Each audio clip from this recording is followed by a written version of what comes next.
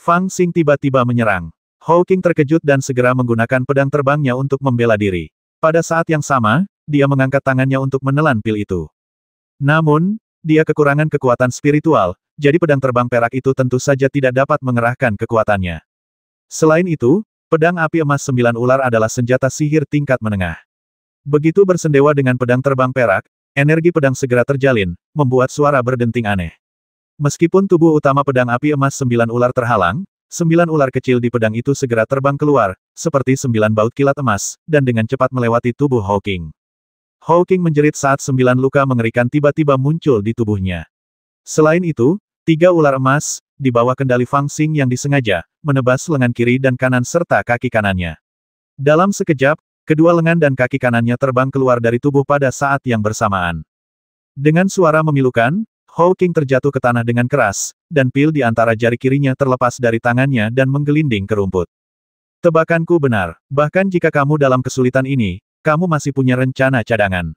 Untuk apa pil ini? Fang Xing berjalan mendekat sambil mencibir, mengambil pil itu, melihatnya sekilas, dan berkata dengan kaget pil pembakar ki.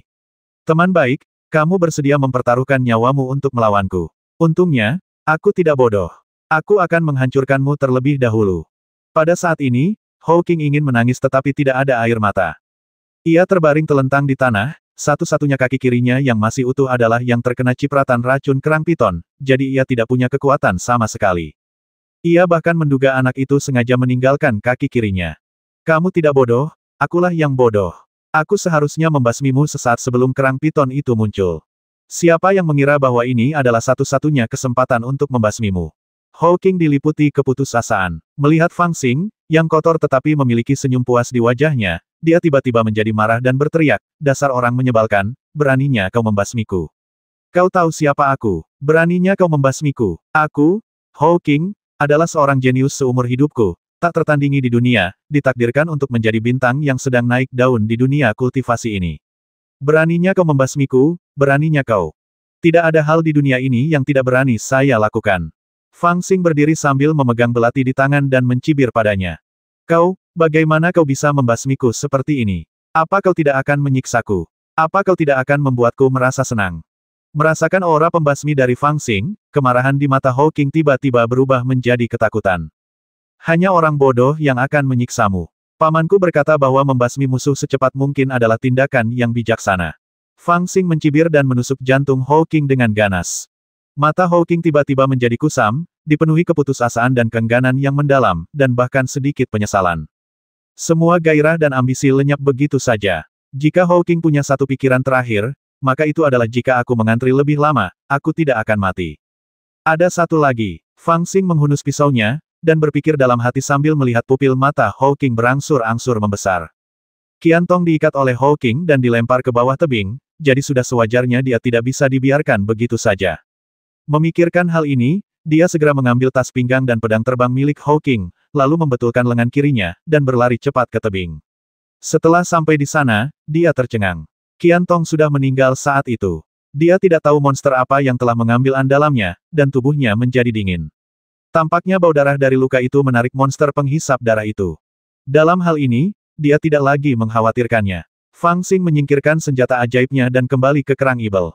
Dia menggertakkan giginya dan menyambungkan tulang-tulang yang patah di lengan kirinya. Kemudian dia menggunakan pisau pendek untuk memotong 2 batang kayu dan mengikatnya dengan erat sebelum duduk untuk beristirahat. Dia sebenarnya sedikit kelelahan sekarang. Sejak dia meninggalkan Sekte Tao sampai sekarang, setiap langkahnya sangat menakutkan. Jika dia tidak hati-hati, dia akan mati. Meskipun ia akhirnya mengubah kekalahan menjadi kemenangan dan lolos dari bahaya dengan mengandalkan kekejaman dan pengalamannya yang melampaui usianya, tekanan psikologis yang dialaminya juga sangat besar. Sarafnya tegang sepanjang waktu dan hanya sedikit rileks saat ini. Tidak perlu khawatir tentang lengannya yang patah, karena ia telah mempelajari metode penyembuhan tulang. Selain itu, ia kini telah mengolah dirinya sendiri dan memiliki fisik yang kuat. Dengan nutrisi ki, darah, dan energi spiritual, tulang yang patah tidak akan memengaruhi pergerakannya dalam waktu sekitar 2 atau 3 hari, dan ia akan dapat pulih dalam 7 atau 8 hari. Setelah duduk beberapa lama, ia merasa perutnya kosong dan ia merasa lapar sekali. Ia pun berdiri lagi, memotong sebatang pohon anggur besar yang berminyak, memotong-motongnya kecil-kecil lalu menumpuknya, membuat api, lalu pergi ke kerang piton, mencungkil kulitnya yang penuh sisik dan borok beracun, mengambil sepotong daging yang empuk, memotong-motongnya menjadi beberapa bagian, menggantungnya di dahan pohon, lalu memanggangnya perlahan. Meskipun tidak ada minyak, garam atau jinten, aroma ketika minyak perlahan meresap keluar tetap membuat Fang Xing mengeluarkan air liur. Melihat bagian luarnya sudah berwarna coklat keemasan, Fang Xing tidak dapat menahannya, jadi dia merobeknya dan memakannya langsung dengan mulutnya. Agak pedas, tetapi dagingnya begitu empuk dan lezat, hingga Fang Xing hampir menelan lidahnya. Setelah memakan sepotong, Fang Xing merasa masih belum kenyang, tetapi dia sedikit ragu untuk memakan sepotong lagi. Daging monster mengandung sejumlah besar energi dan saripati darah, yang sebanding dengan ramuan. Makan terlalu banyak dapat dengan mudah menyebabkan kekurangan dan ketidakmampuan untuk mengisi kembali tubuh. Namun, sebelum Fang Xing bisa mengambil keputusan, dia tiba-tiba merasakan suatu perasaan aneh muncul dari perut bagian bawahnya. Itu adalah rasa panas yang naik dari perut, berangsur-angsur terisi dan terasa sedikit keras. Fang Xing tidak dapat menahan diri untuk tidak tertegun sejenak dan mengerutkan kening. Dia sangat akrab dengan perasaan ini. Perasaan ini persis seperti yang dia rasakan setelah menelan rumput pengubah esensi. Ini akan terjadi ketika esensi dalam tubuh terlalu melimpah. Namun, dia tidak menelan rumput pengubah esensi sekarang. Mungkinkah daging kerang ibel memiliki efek afrodisiak? Fang Xing mengerutkan kening, duduk bersila, dan memurnikan ki dan darah yang melimpah. Dia sangat mengenal metode ini. Bagaimanapun, melalui metode inilah dia memurnikan esensinya menjadi energi dan memulai jalur kultivasi. Namun setelah mengolahnya, ia merasa lapar lagi. Fang Xing ragu sejenak dan memotong sepotong besar daging kerang ibel untuk dipanggang. Dia sudah mempunyai dugaan samar bahwa mungkin bukan daging kerang yang mempunyai efek afrodisiak, jadi dia ingin mencobanya. Setelah memakan potongan daging kerang yang 2 kali lebih besar dari sebelumnya, perasaan penuh energi itu muncul kembali. Bahkan Fang Xing memiliki tenda kecil di selangkangannya, yang tidak normal untuk anak berusia 11 tahun.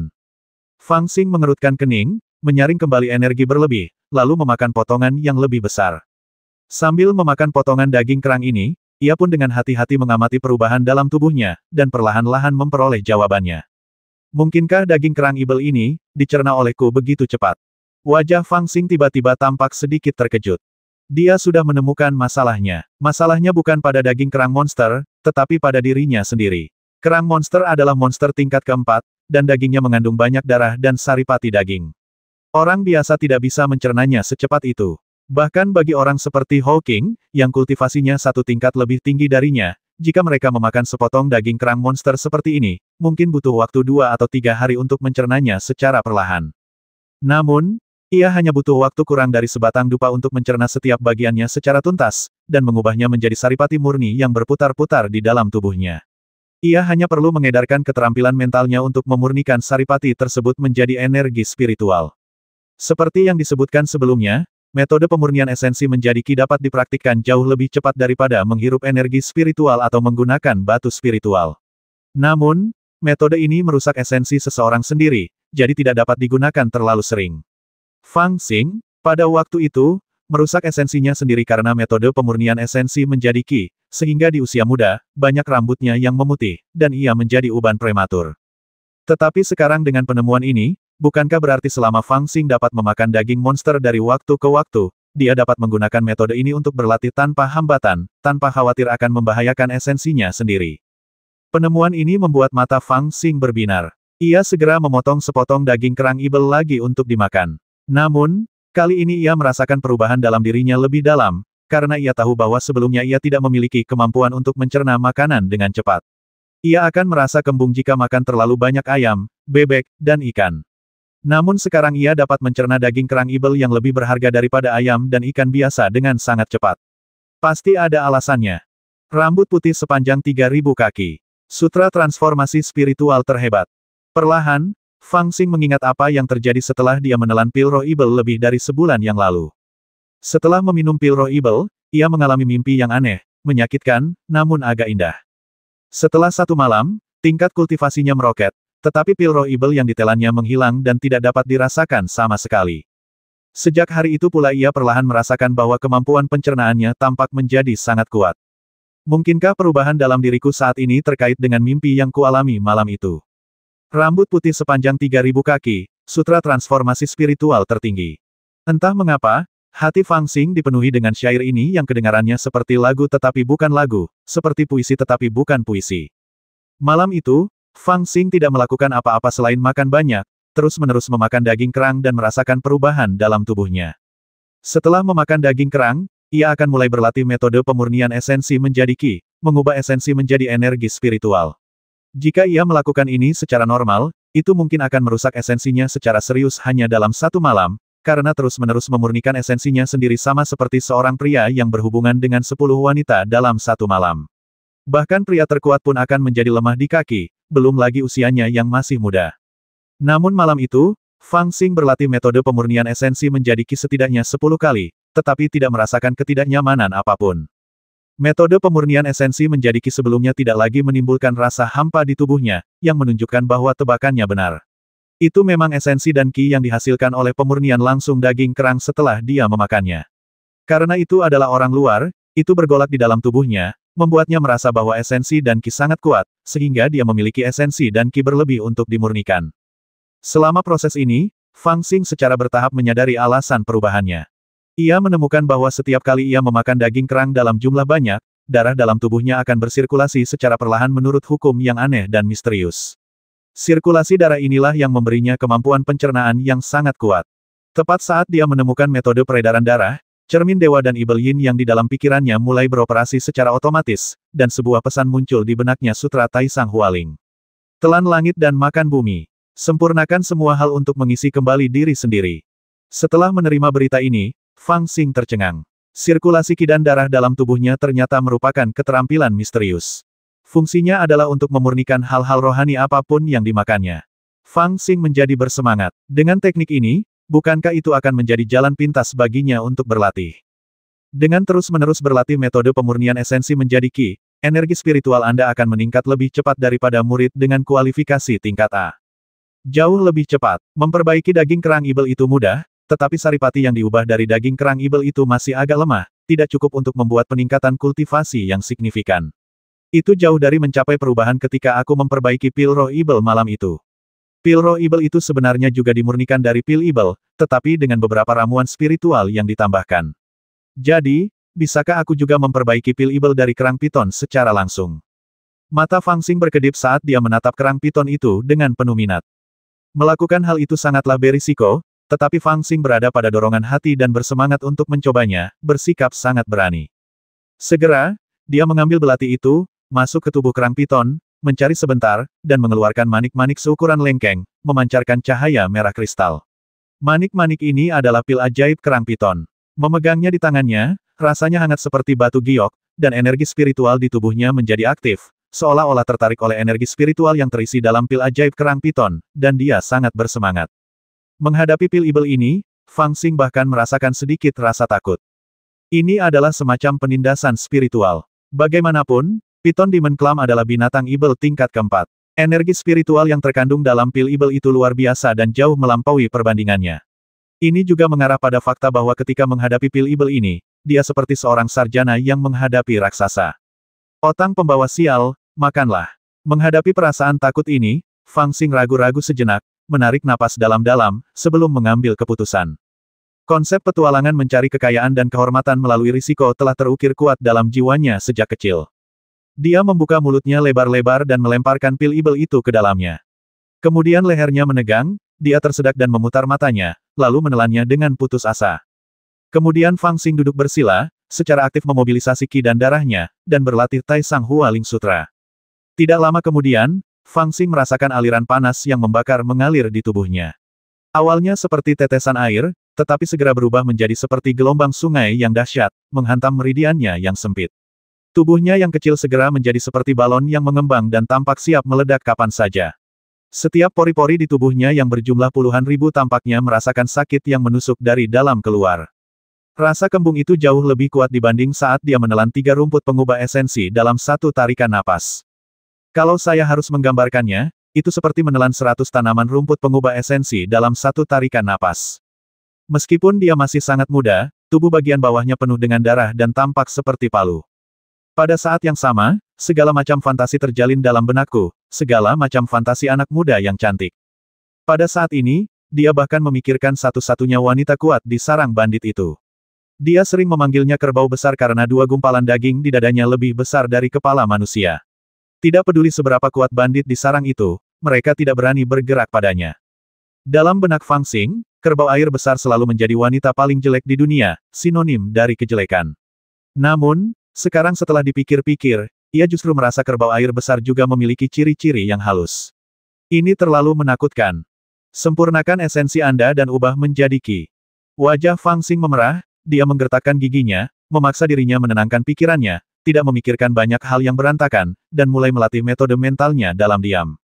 Lautan vitalitas melonjak dari tubuhnya, seolah-olah awan jamur meledak di tubuhnya. Itu adalah aliran esensi yang dahsyat, memenuhi setiap inci meridiannya. Tubuhnya sangat panas, darahnya mendidih, dan dalam jarak 10 kaki di sekelilingnya, ada seluruh area yang dipenuhi cahaya merah, seolah-olah ada api yang berkobar. Rumput-rumput dan tanaman merambat di sekitarnya dikeringkan olehnya, menjadi kuning dan kering, hampir terbakar. Adapun Fang Xing, dia seperti sedang melunakkan tubuhnya dalam kuali, menahan rasa sakit di setiap inci tubuhnya. Dia ingin melompat dan berlari liar untuk melampiaskan rasa kekuatan yang tampaknya tak berujung yang mengalir dalam tubuhnya. Namun ia terpaksa menahan diri, sebab ia tahu jika ia benar-benar melakukannya, maka akibatnya hanya satu, yakni kematian akibat putusnya meridiannya. Pada saat ini, satu-satunya cara untuk bertahan hidup dan meningkatkan taraf kultivasi seseorang adalah dengan menggunakan metode pemurnian kitab suci dan pengubahan Qi menjadi tenaga spiritual untuk mengubah hakikat agung ini menjadi tenaga spiritual sebanyak mungkin, lalu menunggu hingga semua hakikat dan Qi yang tidak dapat dimurnikan pada waktunya menghilang. Formula hati muncul, dan energi spiritual mengalir. Secara bertahap, esensi kekerasan mulai disempurnakan sedikit demi sedikit, dan kemudian kecepatannya menjadi semakin cepat.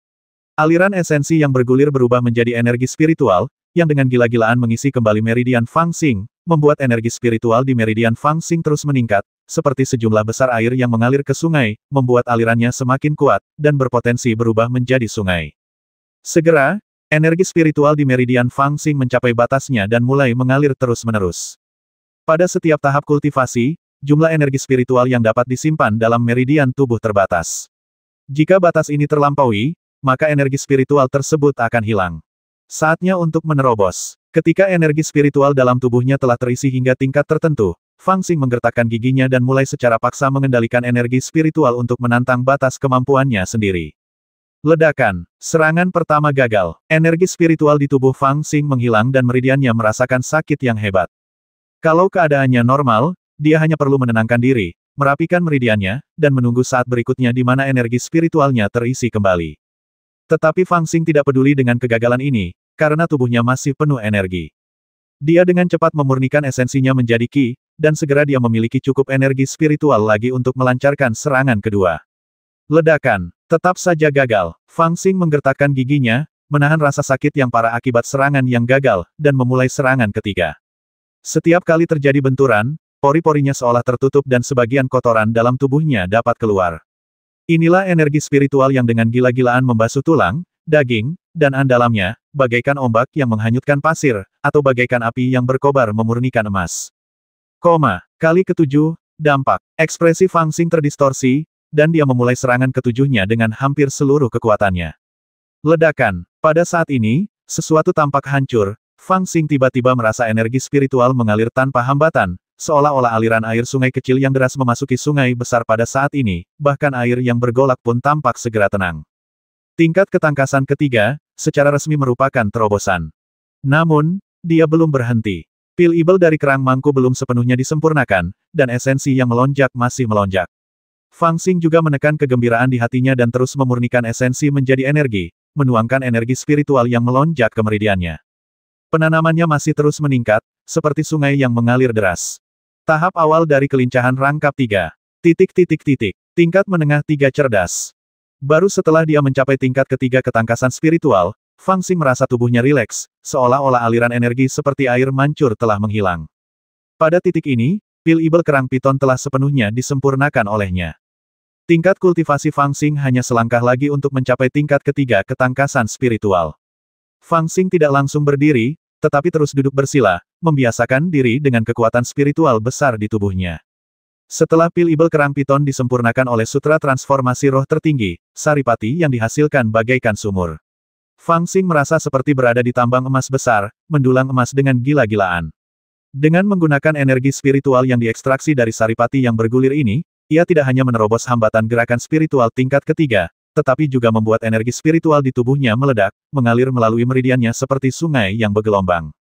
Biasanya, bahkan jika mereka menggunakan seluruh kekuatan mereka, mereka hanya bisa merasakan jejak energi spiritual dari batu roh, tetapi sekarang terasa sangat melimpah. Sekitar setengah jam kemudian, dia membuka matanya dengan gembira. Itu adalah sebuah keberhasilan. Sebuah petualangan yang menghasilkan perubahan mendadak dari puncak kelincahan tingkat kedua ke tingkat tengah kelincahan tingkat ketiga. Di antaranya, bahkan ada terobosan ke tingkat ketiga ketangkasan spiritual. Anda harus tahu bahwa bagi seorang kultivator, setiap kali ia menerobos hambatan, ia sedang menerobos batasnya sendiri. Ini adalah rintangan tersulit di jalan kultivasi. Dapat dikatakan bahwa setiap terobosan setara dengan transformasi otot dan sumsum tulang, dan kelahiran kembali yang lengkap. Ya ampun, ada benda ini lagi, baunya busuk sekali. Fang Xing mencium bau busuk pada dirinya sendiri dan langsung mengerutkan kening. Tanpa repot-repot memikirkan masalah lain, ia buru-buru mencari kolam bersih di dekatnya. Setelah menggunakan cermin dewa dan Ibel Yin yang untuk memeriksa apakah tidak ada monster aneh seperti ikan bergigi halus di dalamnya, ia melompat masuk dan menggosok tubuhnya 3 kali berturut-turut. Ia sudah berpengalaman saat ini dan tidak sepanik terakhir kali. Beliau pun memahami dalam hatinya bahwa ini adalah tubuhnya yang sedang mengeluarkan sejumlah racun dan kotoran yang terkumpul di masa lalu, yang setara dengan membersihkan tubuhnya. Matahari hampir terbenam. Mungkinkah latihanku sudah berlangsung seharian penuh? Di kolam, Fang Xing memperhatikan waktu saat ini. Saat itu sudah matahari terbenam. Tampaknya pil ibel dari binatang ibel tingkat 4, kerang piton, sudah jauh melampaui batasnya. Oleh karena itu, bahkan jika dia menggunakan kitab suci Tai Sang Ling Hua untuk memurnikannya, dia hanya bisa melakukannya selangkah demi selangkah. Setelah memurnikan semuanya, 12 jam telah berlalu. Tentu saja, manfaatnya juga jelas.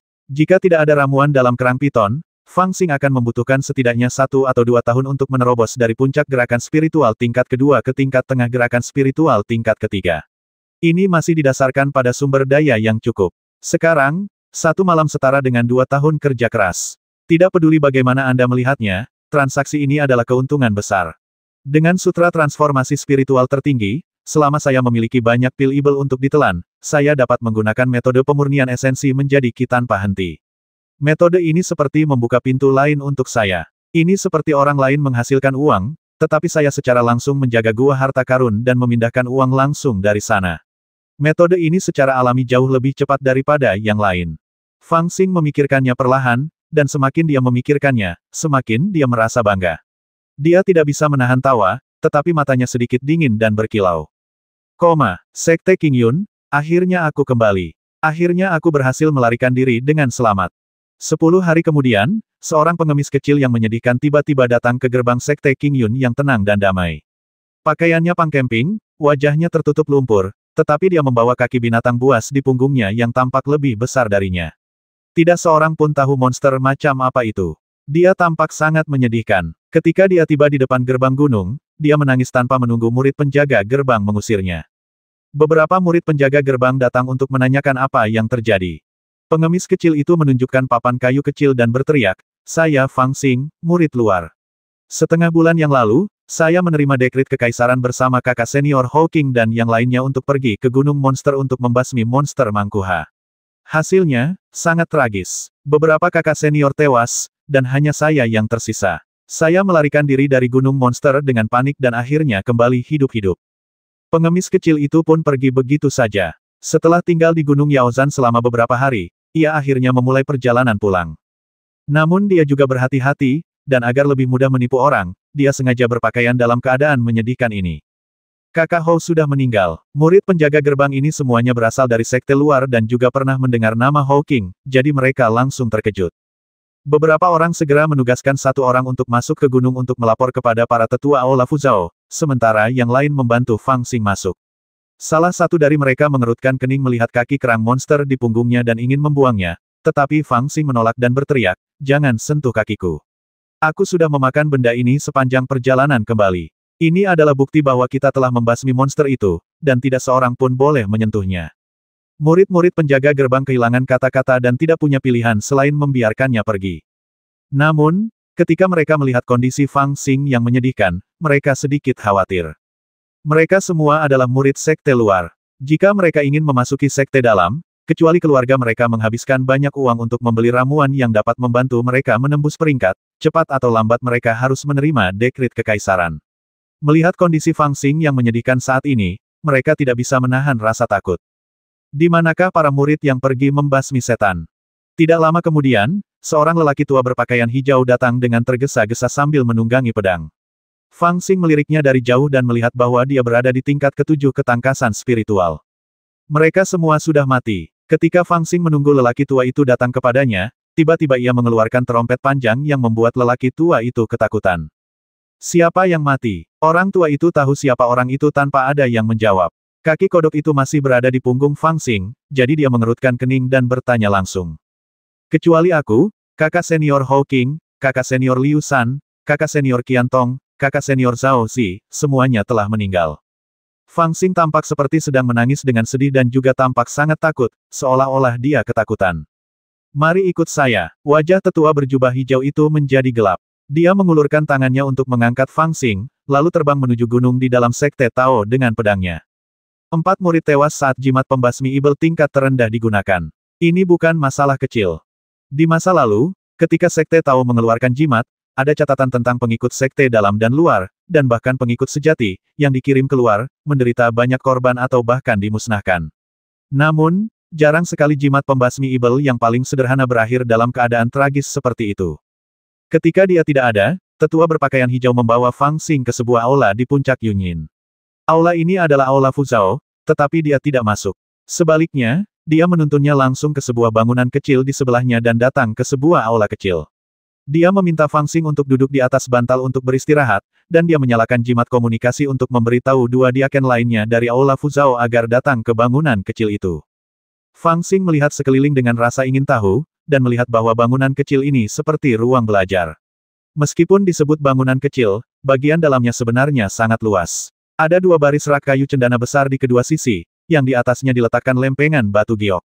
Di tengah, ada 3 kursi berlengan antik. Tetua berbaju hijau duduk di kursi berlengan paling kiri, menunggu 2 orang lainnya datang.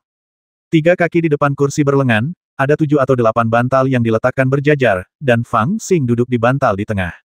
Ini seharusnya menjadi tempat para diaken dan penatua aula Fuzhou bertemu, jadi Fang Xing menunggu dengan patuh, memikirkan apa yang harus dikatakan selanjutnya. Tak lama kemudian, 2 tetua lainnya tiba. Mereka berdua berada di tingkat kekuatan spiritual ke-8 dan tampak sangat tua. Fang Xing tahu bahwa mereka semua adalah murid inti sekte King Yun di masa lalu. Setelah mencapai usia tertentu, mereka menjadi tetua. Para tetua ini ditugaskan untuk mengelola berbagai aula sekte King Yun dan merupakan beberapa tetua dengan pangkat terendah di sekte Tao. Mereka yang tetap tinggal hanya sebagian kecil. Kebanyakan orang, setelah tidak melihat harapan untuk maju ke tingkat yang lebih tinggi melalui kultivasi, kembali ke dunia fana, mendirikan keluarga bangsawan, dan memperbanyak garis keturunan mereka dengan harapan akan ada orang-orang berbakat di antara generasi masa depan mereka. Anak muda, siapa namamu? Setelah ketiga tetua itu duduk, mereka menatap Fang Xing dengan mata muram dan serius. Fang Xing menjawab dengan jujur murid Fang Xing, salam untuk ketiga tetua. Tetua berpakaian hijau itu mengangguk dan berkata, ceritakan kepadaku secara rinci proses pemenggalan kepala ibel kali ini. Ya, murid patuh. Fang Xing memasang wajah masam, seakan-akan baru saja mengingat sesuatu yang menyedihkan, tetapi dia tetap menceritakan kisah yang telah dia buat secara terperinci. Kakak senior Hou Qing memimpin kami berempat ke Gunung Miasma Ibel untuk membasmi monster itu. Awalnya ada rencana khusus, tetapi karena mereka melihat bahwa aku masih muda, mereka tidak memberitahuku secara terperinci. Kurasa mereka berencana untuk memasang perangkap terlebih dahulu, lalu menggunakan umpan untuk memancing kerang monster itu. Ketiga tetua itu saling berpandangan, dan mereka semua tampak seolah tahu apa yang sedang terjadi. Mereka semua adalah orang-orang berpengalaman, dan hanya dengan mendengarkan kata-kata Fang Xing, mereka dapat menebak niat Hou Qing dan yang lainnya. Apakah mereka mengatakan apa umpannya? Tanya seorang tetua dengan tatapan tegas. Kakak senior Hou Qing tidak mengatakan apa-apa, tetapi kakak senior Qian Tong tersenyum dan memberitahu murid-muridnya bahwa mereka akan tahu setelah beberapa saat. Setelah mendengar ini, ketiga tetua saling memandang, tersenyum dingin, dan memberi isyarat kepada Fang Xing untuk melanjutkan. Ketika kami bersiap memilih tempat untuk memasang perangkap, seekor ular piton raksasa tiba-tiba melompat keluar dan melilit murid tersebut. Kakak senior Qian Tong segera berteriak bahwa kami tidak boleh kehilangan umpan. Saat itulah murid tersebut menyadari bahwa umpan yang mereka maksud adalah ular piton raksasa. Kemudian beberapa kakak senior bergegas maju dan bertarung dengan ular piton raksasa tersebut. Beberapa kakak senior sangat kuat dan bekerja sama untuk membasmi ular piton raksasa tersebut. Namun tidak lama kemudian, kerang ular piton itu tiba-tiba melompat keluar. Kakak senior tersebut lengah dan harus bertarung dengannya. Menghadapi ketiga tetua, Fang Xing menggambarkan kisah tentang seorang umpan yang tidak sadar tetapi sangat beruntung dengan cara yang sangat jelas. Menurutnya, rencana Hawking dan ketiga rekannya terganggu oleh kemunculan tiba-tiba seekor ular piton raksasa. Demi melindungi umpan, mereka harus membasmi ular piton itu. Tanpa diduga, darah ular piton itu menarik kerang piton yang sedang mencari makan. Dalam keputusasaan, mereka harus bertarung dengan kerang piton itu. Setelah Zhao Zi dan Qian Tong terbasmi, Hawking meninggalkan Liu Shan untuk bertahan dan melarikan diri. Akibatnya, kerang piton itu tiba-tiba menyerbu ke arah Hawking dan membasminya. Setelah itu, Liu Shan tergeletak di tanah tak bergerak. Sedangkan saya sendiri, karena takut, bersembunyi di balik pohon besar dan berhasil lolos dari bencana. Selama seluruh proses, dia hanya menjadi umpan standar yang tidak sadar, dan dia cukup beruntung untuk masih hidup saat ini. Ketika berbicara tentang Hawking dan kawan-kawannya yang memotong kepala ular piton raksasa dan menarik perhatian ular pitonku, tetua berjanggut pendek itu mengangguk sedikit dan berkata, ular pitonku suka berburu di malam hari.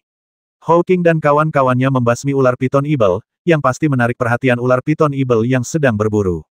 Kemudian, ketika Hawking meninggalkan Liu Shan dan melarikan diri, tetua agung itu tiba-tiba menyela kamu bilang Hawking membiarkan Liu Shan bertahan sendiri dan melarikan diri, dan Liu Shan benar-benar setuju.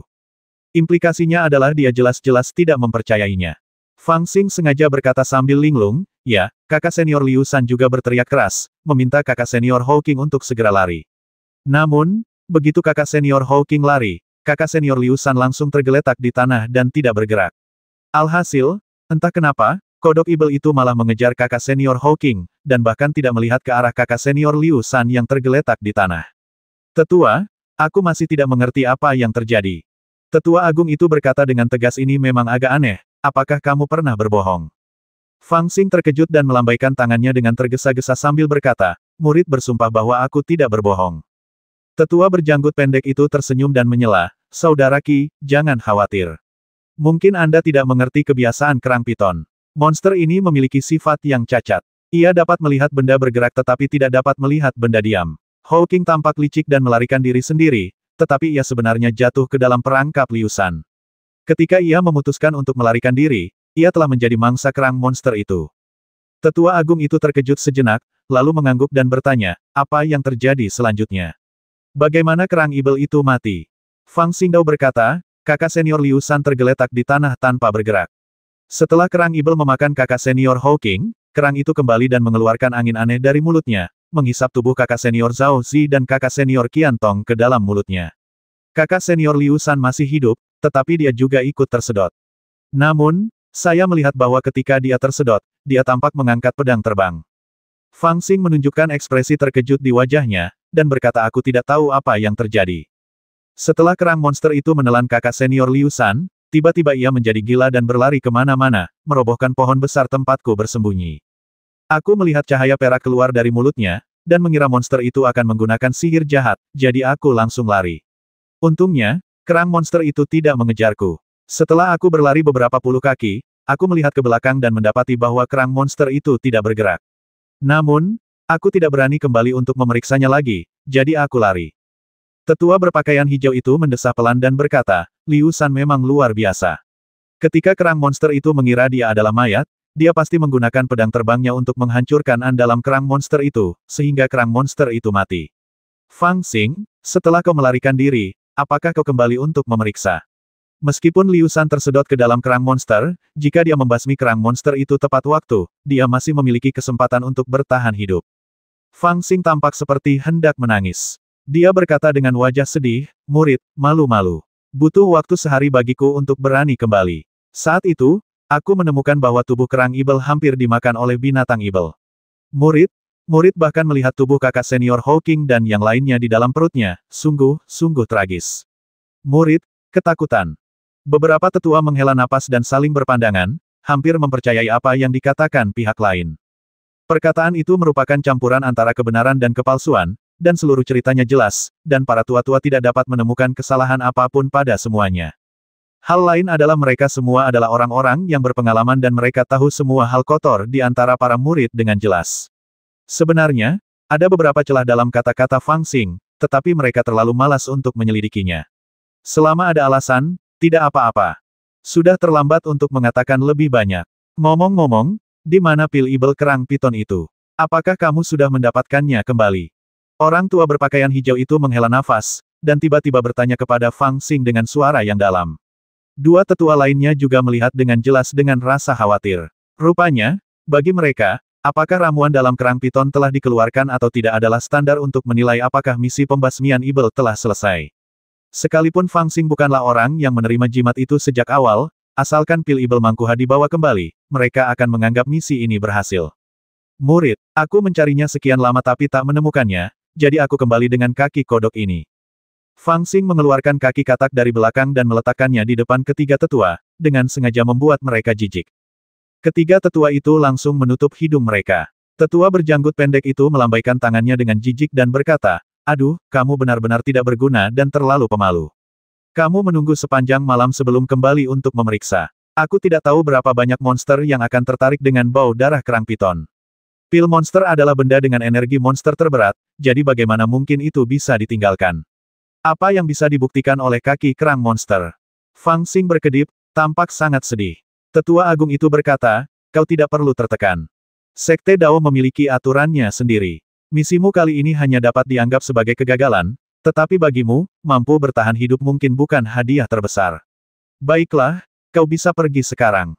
Ngomong-ngomong, apakah kau memiliki alat-alat sihir dan barang-barang lain milik para murid itu? Alat-alat sihir yang diberikan oleh Sekte Dao kepada mereka harus diambil kembali, dan kau tidak dapat menyimpannya untuk dirimu sendiri."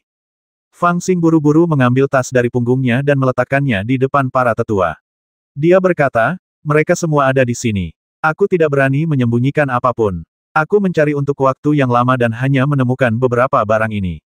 Para tetua, tolong lihat lebih dekat." Tetua agung itu meliriknya dan mendapati bahwa memang tidak ada yang lain, jadi dia mengangguk dan memberi isyarat bahwa dia boleh pergi. Dia menambahkan kalimat ini di akhir sebagai hal yang rutin. Sebenarnya, dia tidak terlalu memikirkan senjata sihir yang lebih rendah dari para murid luar ini. Namun tentu saja dia tidak dapat membayangkan bahwa Fang Xing benar-benar telah membagi semua koleksinya menjadi dua bagian. Satu bagian tidak berharga, yang dia bawa kembali untuk dilaporkan, sementara barang-barang yang paling berharga semuanya ditempatkan di cincin gua surga di belakang kepalanya. Dia mewarnai cincin gua surga dengan warna abu-abu kusam dan mengikatnya dengan santai di rambutnya. Bahkan ketiga tetua tidak dapat dengan mudah melihatnya. Ya, Fang Xing memasang ekspresi bingung, melirik tas itu dengan enggan, dan bersiap untuk bangkit dan pergi. Pada saat ini, sesepuh berjubah hijau tiba-tiba berkata, "Tunggu sebentar di aula luar, kita akan berdiskusi." Fang Xing sedikit terkejut saat mendengar ini. Dia tidak tahu apa maksudnya, tetapi dia tetap pergi ke aula luar untuk menunggu seperti yang diperintahkan. "Kakak Yuan, apa maksudmu?" Dua tetua lainnya juga sedikit bingung. Karena misinya telah dinilai gagal, apa yang perlu dibicarakan? Penatua Yuan dengan jubah hijau berkata sambil tersenyum, "Saudara-saudara, dengarkan aku.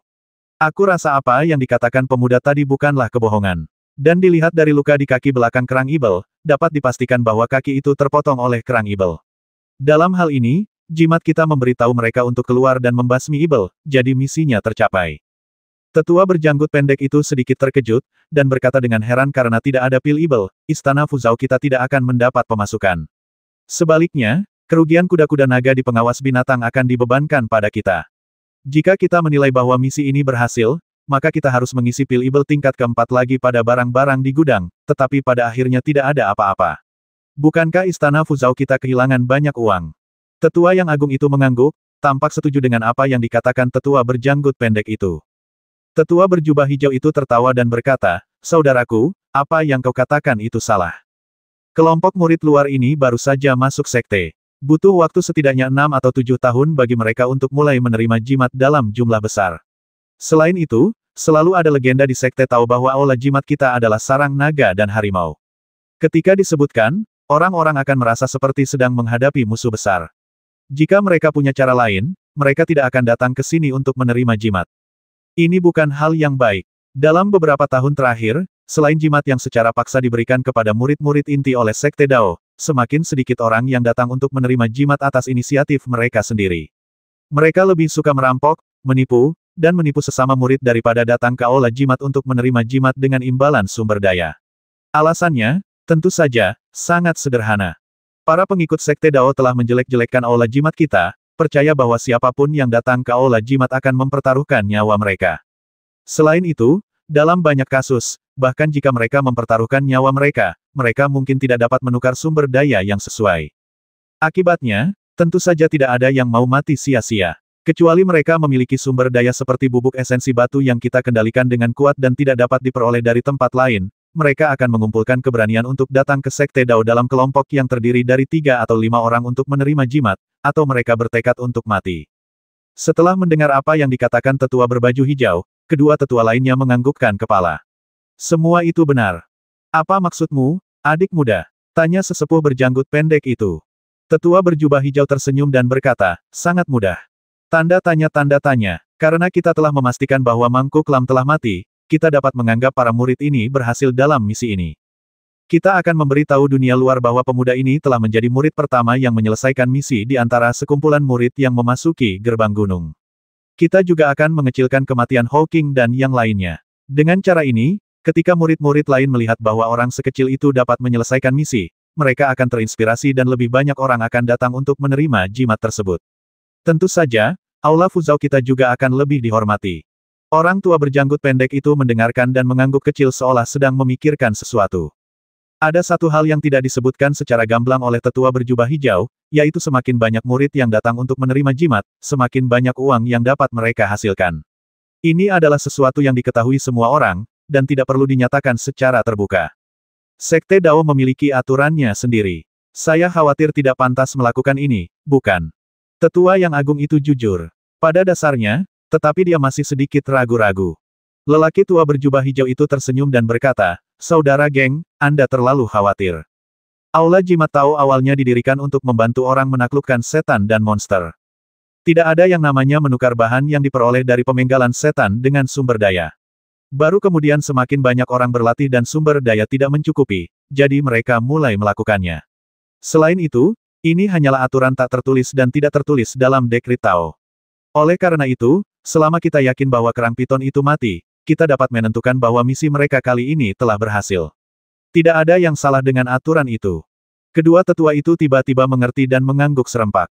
Tetua berjanggut pendek itu berkata, 5 murid pergi, tetapi hanya 1 yang kembali. Ini memang tragis. Akan lebih baik jika memberi mereka hadiah. Lagi pula, kita bertiga tahu bagaimana anak ini bisa selamat. Dia sangat beruntung. Kalau begitu, mengapa kita tidak memberinya tambahan semangat? Misi ini dianggap selesai. Tetua berjubah hijau itu tertawa dan berkata, benar sekali.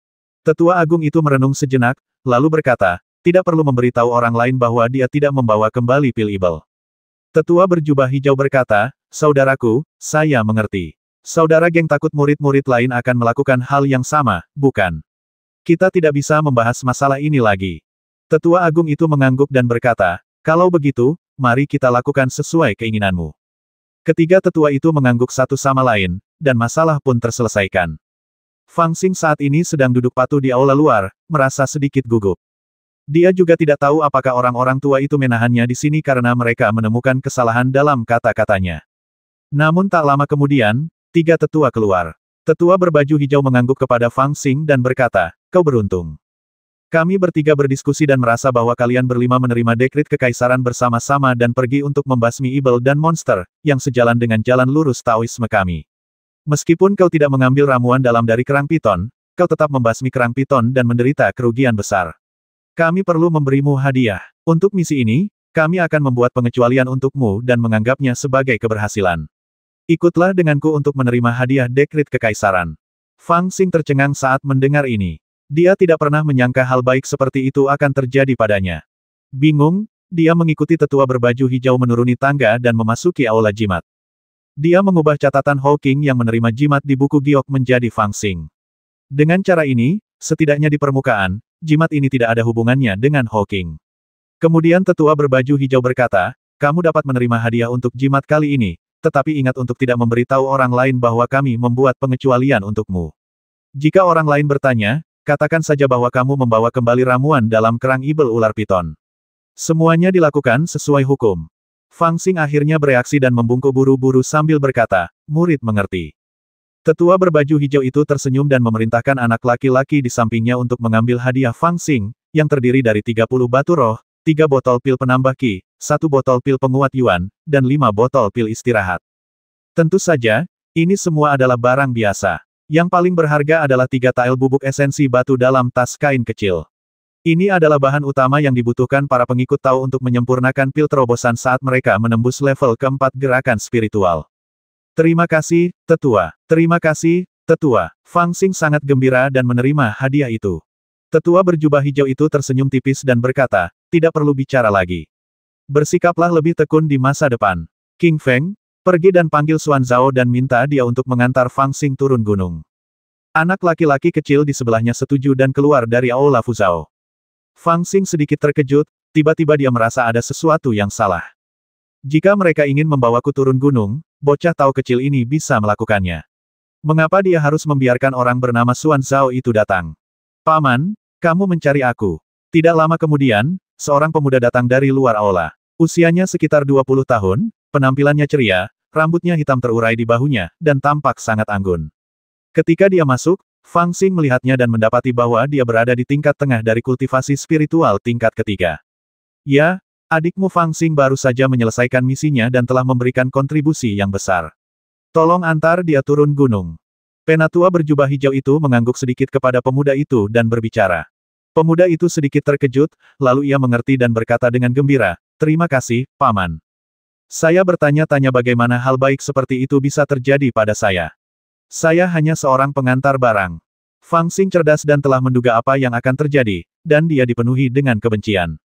Namun dia tidak menunjukkan tanda-tanda itu di permukaan, dan mengikuti Xuan Zhao keluar pintu dengan kegembiraan di wajahnya. Setelah mereka pergi, penatua berjubah hijau itu mendesah dan tersenyum pahit, berpikir bahwa dia benar-benar telah berusaha sebaik-baiknya demi keponakannya dan telah berusaha keras membujuk 2 diaken lainnya agar menganggap misi ini sebagai sebuah keberhasilan. Bagaimana dia bisa memiliki begitu banyak belas kasihan hingga dia membuat pengecualian dan menganggap misi Fang Xing berhasil hanya karena dia merasa kasihan padanya. Sisanya, yang dimaksudkan untuk mengilhami kekejaman para pengikut Tao, hanyalah kata-kata kosong. Satu-satunya tujuannya adalah memberikan bubuk esensi batu kepada anak itu dan kemudian memberikan kesempatan kepada keponakannya untuk memikirkan cara mendapatkan bubuk esensi batu dari anak itu. Bagaimanapun, keponakannya berada di bawah asuhannya dan tidak kekurangan sumber daya untuk berkultivasi. Sekarang dia telah mencapai tingkat tengah dari gerakan spiritual tingkat ketiga dan tidak akan lama lagi dia akan siap untuk menerobos. Untuk sesuatu seperti Stone Essence Powder, setiap butirnya dicatat dan dikontrol ketat oleh Sekte Tao. Bahkan dia sendiri tidak dapat memberikannya langsung kepada keponakannya. Sekarang setelah dia menemukan kesempatan seperti itu, dia tentu tidak akan melepaskannya. Dia juga yakin bahwa keponakannya akan dapat memahami apa yang dia maksud. Mengenai apakah dia berencana untuk membeli atau merampok, itu tidak masalah. Selama awal dan akhir bersih, siapa yang akan peduli dengan murid luar yang tidak berdaya? Fang Xing tentu saja tidak tahu apa yang sedang terjadi di benak tetua berjubah hijau itu, tetapi dia sangat jeli saat mengetahui bahwa pemuda bernama Xuan Zhao ini datang untuk mengambil bubuk esensi batu miliknya. Akan tetapi, dia tidak dapat melakukan apapun untuk saat ini. Bagaimanapun, pihak lain itu kuat dan masalahnya hampir terungkap. Dia hanya dapat mengambil satu langkah pada satu waktu dan melihat apa yang akan dilakukan orang ini secara spesifik, lalu menanggapinya dengan tepat. Xuan Zhao berjalan di depan, menuntun Fang Xing sepanjang jalan menuruni puncak Yunyin. Tampaknya dia sangat terkenal di Sekte Tao. Sepanjang jalan, setiap orang yang ditemuinya akan memberi hormat kepadanya dengan hormat, dan Xuan Zhao juga akan membalas hormat dengan sangat sopan. Kadang-kadang dia sesekali akan memperkenalkan beberapa orang kepada Fang Xing, tetapi mereka semua adalah orang-orang yang sangat terkenal di sekte luar Sekte King Yun. Terus terang, mereka adalah master sekte luar yang berbakat atau orang kaya generasi kedua. Sial, sepertinya aku tidak bertingkah seperti anak orang kaya generasi kedua di depan Hawking terakhir kali. Fang Xing diam-diam mengamati tindakan Xuan Zhao dan memutuskan untuk bertindak lebih realistis lain kali.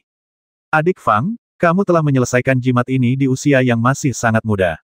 Kamu benar-benar memiliki masa depan yang cerah. Dalam perjalanan, Xuan Zhao sengaja atau tidak sengaja bertanya pada Fang Xing, aku ingin tahu, tingkat kultivasi junior Brother Fang saat ini berapa? Aduh, Aku malu. Adikku terlalu sedikit sumber dayanya. Tidak peduli seberapa keras aku berusaha, kultivasiku tidak akan bisa ditingkatkan. Fang Xing tampak sangat malu ketika berbicara, dan pada saat yang sama dia sedikit melepaskan kekuatan spiritualnya, yang berada di puncak kekuatan spiritual tingkat pertama.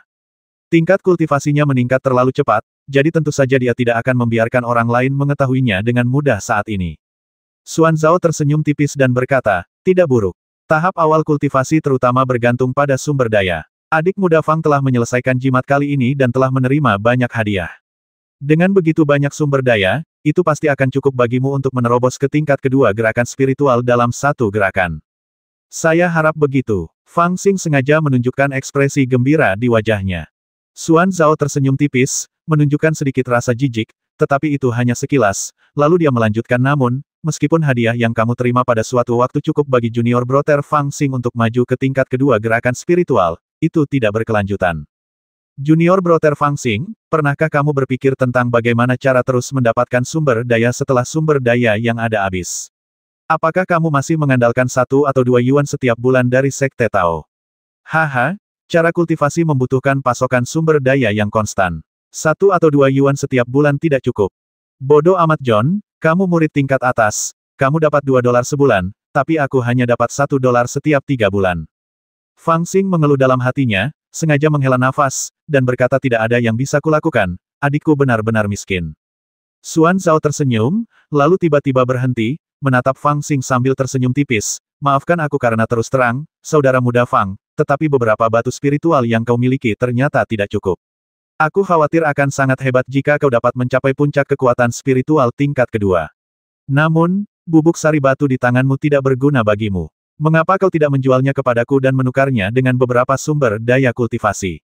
Benar saja, itu karena ini. Fang Xing diam-diam mengeluh dalam hatinya, tetapi Xuan Zhao sangat sopan, jadi dia tidak langsung menolak. Sebaliknya, dia merenung diam-diam di dalam hatinya dan bertanya dengan ekspresi terkejut di wajahnya, saudara Xuan Zhao, apakah Anda membutuhkan bubuk esensi batu? Xuan Zhao tersenyum tipis dan berkata, paling lama aku butuh 1 tahun lagi untuk menembus ke puncak level ketiga. Saat itu, aku tentu akan membutuhkan Stone Essence Powder untuk menyempurnakan Breakthrough Pill. Namun, Stone Essence Powder ini langka bagi orang lain, tetapi tidak sulit bagiku untuk mendapatkannya. Alasan utamanya adalah karena aku jatuh cinta padamu, Junior Broter Fang, pada pandangan pertama, dan aku kekurangan sumber daya, jadi aku menemukan yang terbaik dari kedua dunia. Orang menyebalkan ini memperlakukanku seperti orang bodoh, memanfaatkanku dan masih berpura-pura baik.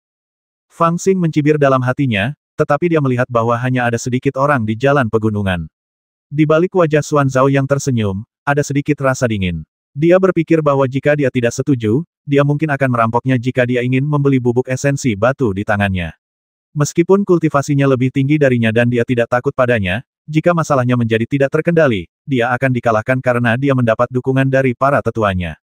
Segala macam pikiran berkelebat dalam benaknya, dan begitu Fang Xing melihat jalan pegunungan, ia pun langsung mendapat sebuah ide.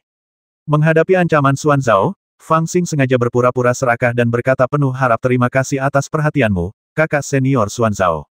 Aku ingin tahu berapa banyak yang ingin kau bayar. Ketika Xuan Zhao melihatnya bertanya tentang harga, dia merasa lega. Karena dia bisa mendapatkan bubuk esensi batu dengan membelinya, dia tentu saja tidak ingin merampoknya. Jadi dia tersenyum dan berkata, tentu saja aku tidak bisa memperlakukanmu dengan tidak adil, kakak muda Fang. Bagaimana dengan 20, 30 batu roh? Fang Xing langsung marah, mengumpat dalam hatinya 30 batu roh, beraninya cucu ini berkata seperti itu. Meskipun bubuk esensi batu tidak ada bedanya untuk latihan sehari-hari, itu adalah bahan yang paling sulit ditemukan untuk menyempurnakan pil terobosan. Hawking, orang itu, ingin menggunakan pil roh monster senilai 100 batu roh ditambah 35 batu roh untuk menukarnya, tetapi dia tidak bisa mendapatkannya. Tetapi orang ini hanya bersedia memberikan 30 batu roh. Apakah dia pikir aku bodoh? Melihat ekspresi malu Fang Xing, Xuan Zhao mencibir dalam hatinya, tetapi dengan sengaja berkata adik muda Fang, apakah menurutmu itu terlalu sedikit? Haha, di sekte Tao kita, yang kuat selalu memangsa yang lemah. Aku khawatir tidak peduli berapa banyak batu roh yang kuberikan padamu, itu akan sia-sia jika kamu tidak bisa menyimpannya. Tentu saja, kamu dan aku sudah saling kenal sejak kita bertemu. Jika kesepakatan ini dibuat, aku pasti akan menjagamu di masa depan karena persahabatan ini. Aku tidak menyombongkan diri, tetapi sebagai temanku, Meng Xuan Zhao, kamu dapat berjalan menyamping di sekte luar ini di masa depan. Ini adalah ancaman tersembunyi. Jika dia menjual bubuk esensi batu kepadanya, dia akan mampu mengurusnya. Jika dia tidak menjualnya kepadanya, dia hanya akan membalas dendam.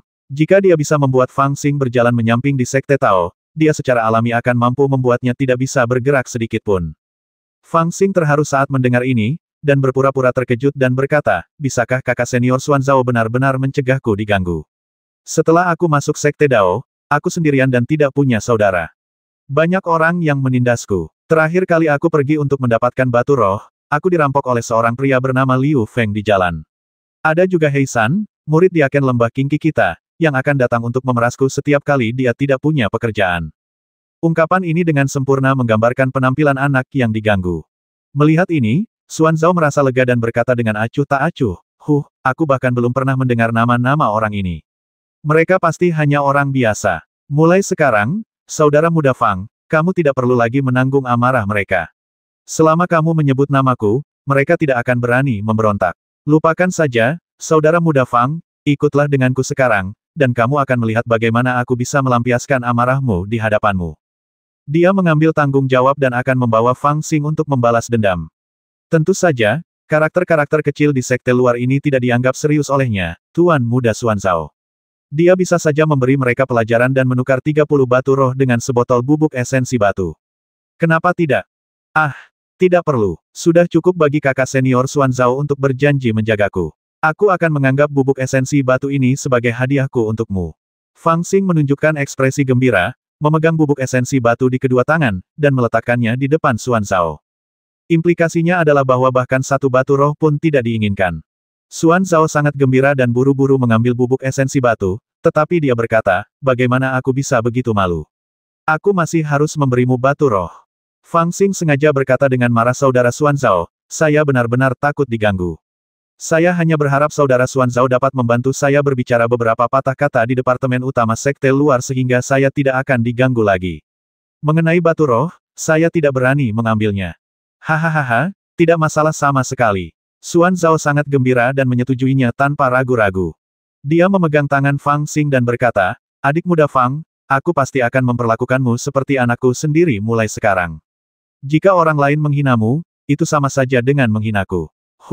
Di antara sekte luar, aku, Xuanzao, tidak berani mengatakan bahwa aku memiliki keputusan akhir, tetapi tidak banyak orang yang bisa kuanggap serius. Tidak peduli siapa yang berani menindasmu, aku akan membuatnya mengalami nasib yang lebih buruk daripada kematian. Sambil berbicara, seakan ingin menenangkan Fang Xing, dia langsung mencari beberapa murid yang kelihatannya pintar, lalu memerintahkan mereka untuk pergi ke departemen makanan, departemen aneka ragam, departemen farmasi, paviliun alat sihir, dan tempat-tempat lainnya, untuk menyampaikan pesan bahwa mulai hari ini, dia, Xuanzao, dan Fang Xing adalah sahabat karib. Siapapun yang menghina Fang Xing di kemudian hari akan menjadi musuhnya. Selain itu, akan lebih baik jika mereka yang pernah menindas Fang Xing di masa lalu datang untuk meminta maaf secara langsung, jika tidak, semuanya akan menjadi masalah jika dia datang ke pintu secara langsung. Setelah melakukan semua ini, Xuanzao berkata kepada Fang Xing dengan bangga adik junior, kupikir mulai hari ini, tidak akan ada yang berani menindasmu lagi. Kamu boleh menindas siapapun yang kamu mau, tetapi apakah kamu yakin tidak membutuhkan aku untuk membawamu melampiaskan amarahmu kepada orang-orang itu? Fang Xing buru-buru berkata, tidak, kakak senior, pergilah dan lakukan saja urusanmu sendiri. Xuanzao juga ingin segera kembali dan memeriksa bubuk sari batu, jadi dia berkata, kalau begitu aku tidak akan bersikap sopan. Jika kamu memiliki masalah di masa mendatang, kamu bisa datang kepadaku. Kakak, jaga diri ya. Fang Xing dengan hormat mengantar Xuanzao pergi, dengan senyum di wajahnya. Orang menyebalkan, masih terlalu dini untuk memanfaatkanku. Melihat punggung Xuanzao menjauh di jalan setapak pegunungan, Fang Yan perlahan berjalan menjauh, menghindari pandangan semua orang, dan diam-diam menyelinap ke hutan di samping jalan. Kemudian dia cepat-cepat mengenakan topeng hantu Wan Luo, mengubah penampilannya, dan berlari liar di hutan, mengejar Xuanzao. Segera dia menyusulnya, dan dia berjingkat-jingkat dan mengikutinya diam-diam, menunggu kesempatan untuk menyerang. Hari sudah hampir senja, dan hanya ada sedikit pengikut di jalan setapak pegunungan, seringkali dalam perjalanan yang panjang tanpa seorang pun yang terlihat. Tak lama kemudian, mereka melewati hutan bambu. Tidak ada seorang pun di sekitar dan suasananya sangat sunyi. Fang Xing berpikir dalam hati ini dia. Energi spiritual dimobilisasi dengan gila-gilaan, dan dengan suara wosh, sosok itu bergegas menuju Xuan Zhao seperti kilat. Namun, Xuan Zhao sedang melihat botol porselen ungu di tangannya saat dia berjalan. Semakin dia memikirkannya, semakin bangga dirinya. Dia tidak menghabiskan satu batu roh pun, tetapi mendapatkan sepotong bubuk esensi batu yang sangat berharga bagi setiap murid luar. Itu benar-benar hal yang hebat. Namun, saat itu, tiba-tiba dia merasakan angin kencang datang dari belakang kepalanya. Dia langsung terkejut dan cepat-cepat menghindar. Wus! Sebuah tinju besar menghantam pipinya dengan keras. Dia menoleh dan melihat seorang pria jangkung dan kurus yang ditutupi syal hitam. Pria itu tidak berkata apa-apa, dan setelah pukulannya meleset, dia langsung mengangkat lututnya untuk menyerang dengan sangat brutal. Siapa kamu? Xuan Zhao meraung marah, mengangkat tinjunya untuk menangkis lututnya, dan mencengkeram lehernya dengan telapak tangannya seperti ular dan naga. Fang Xing berteriak dengan suara yang dalam, "Hei, kamu curang dan mendapatkan bubuk sari batu permata ini tanpa mengeluarkan satu batu roh pun, bukankah terlalu berlebihan jika kamu menyimpannya untuk dirimu sendiri?" Sambil berbicara, dia menoleh untuk menghindari serangan Xuan Zhao dan meninjunya di kedua sisi pelipis. Kau tahu tentang bubuk esensi batu ini? Apakah kau menguping? Xuan Zhao terkejut dan berteriak dingin, kamu berani merampok sekte Daoku. Apakah kamu sudah bosan hidup? Saat dia berteriak, tubuhnya menyusut, dan energi spiritualnya bangkit dengan liar, menghantam dada dan perut Fang Xing dengan keras. Kamulah orang yang bosan hidup. Fang Xing pun berteriak pelan, membungkukkan badan sedikit, dan melancarkan pukulan dengan kedua tangannya secara bersamaan. Ledakan. Keduanya secara bersamaan mengeluarkan energi spiritual terkuat mereka dan bertabrakan di udara. Momentum mereka sekuat naga atau harimau, dan suaranya mengejutkan.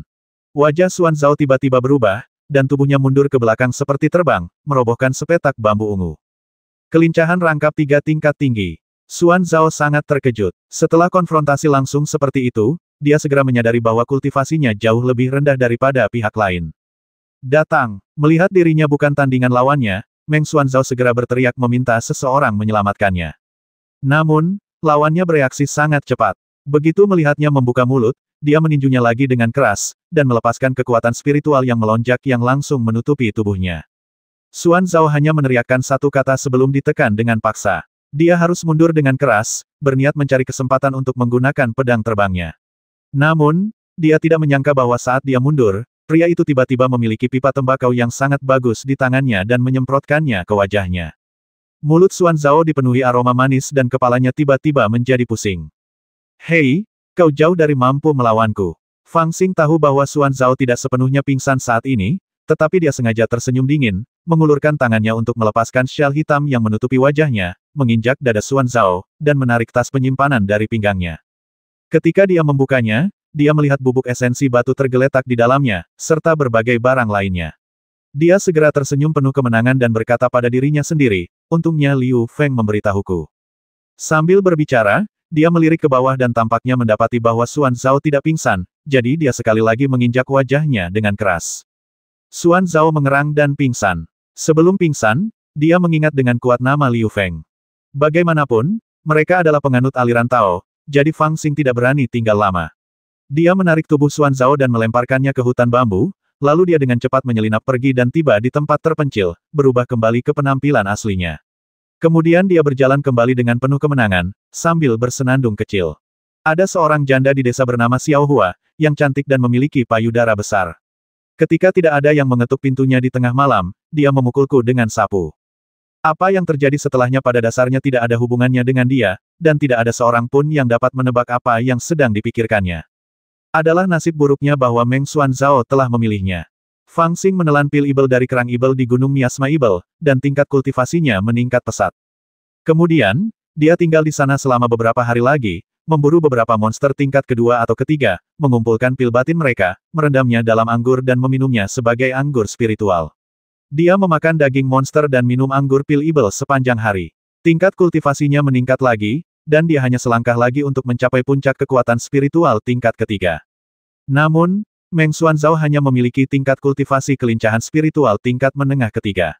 Selain itu, Fang Xing memiliki pipa tembakau untuk membantunya, jadi bagaimana mungkin dia menjadi lawannya. Tepat di dalam pintu ini, dia dikalahkan sepenuhnya oleh perampok kecil itu. Setelah tidak sadarkan diri selama setengah jam, Meng Xuan Zhao akhirnya terbangun. Begitu dia membuka matanya, dia berkedip dan melihat lingkungan sekitarnya dengan jelas. Dia perlahan mengingat apa yang terjadi sebelum dia koma. Dia buru-buru duduk dan meraba tubuhnya. Dia menemukan bahwa tas penyimpanannya telah hilang. Dia sangat marah sehingga dia meninju bambu ungu di sebelahnya dan menghancurkannya hingga berkeping-keping. Bambu itu jatuh dengan keras. Meng Xuanzhao sangat marah dan matanya hampir menyemburkan api. Siapa dia? Siapa yang berani merampokku di Sekte Tao?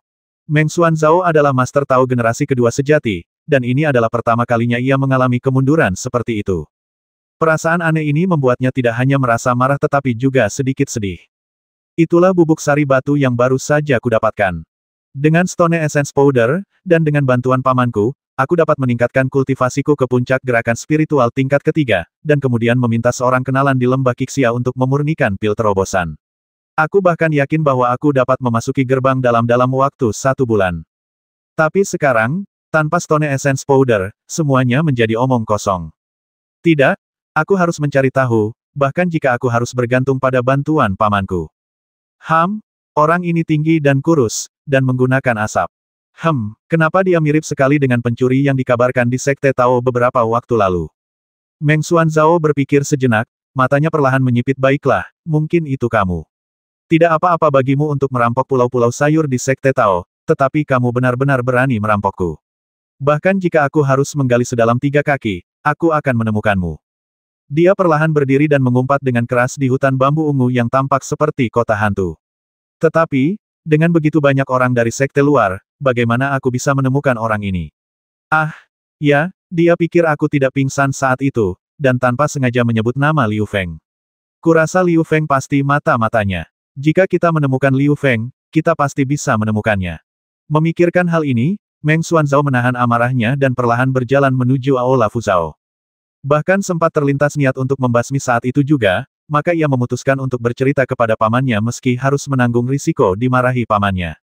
Saat itu, Liu Feng sedang minum-minum dengan Hei San dan yang lainnya di sebuah bangunan bambu dekat lembah Qingqi. Perkenalan mereka menarik. Sebagai murid lama Sekte Tao, Liu Feng, meskipun kultivasinya tidak tinggi, pandai membuat rencana. Ia kejam terhadap yang lemah, tetapi tahu bagaimana menyenangkan yang kuat. Karena itulah ia mengenal Hou Qing, yang menunjukkan kekuatan luar biasa segera setelah memasuki Sekte Tao. Setelah ditusuk oleh Fang Xing, luka-lukanya berangsur-angsur sembuh, tetapi ia mendapati bahwa ia masih belum pulih kekuatannya. Alasannya adalah lebih dari selusin urat di tubuhnya dipotong oleh Fang Xing. Meskipun ia telah menghabiskan semua tabungannya dalam beberapa tahun terakhir dan akhirnya membeli ramuan dan menerima perawatan serius, ia akan sembuh cepat atau lambat, tetapi ia sangat membenci Fang Xing sehingga ia bahkan ingin memakan dagingnya dan tidur di kulitnya.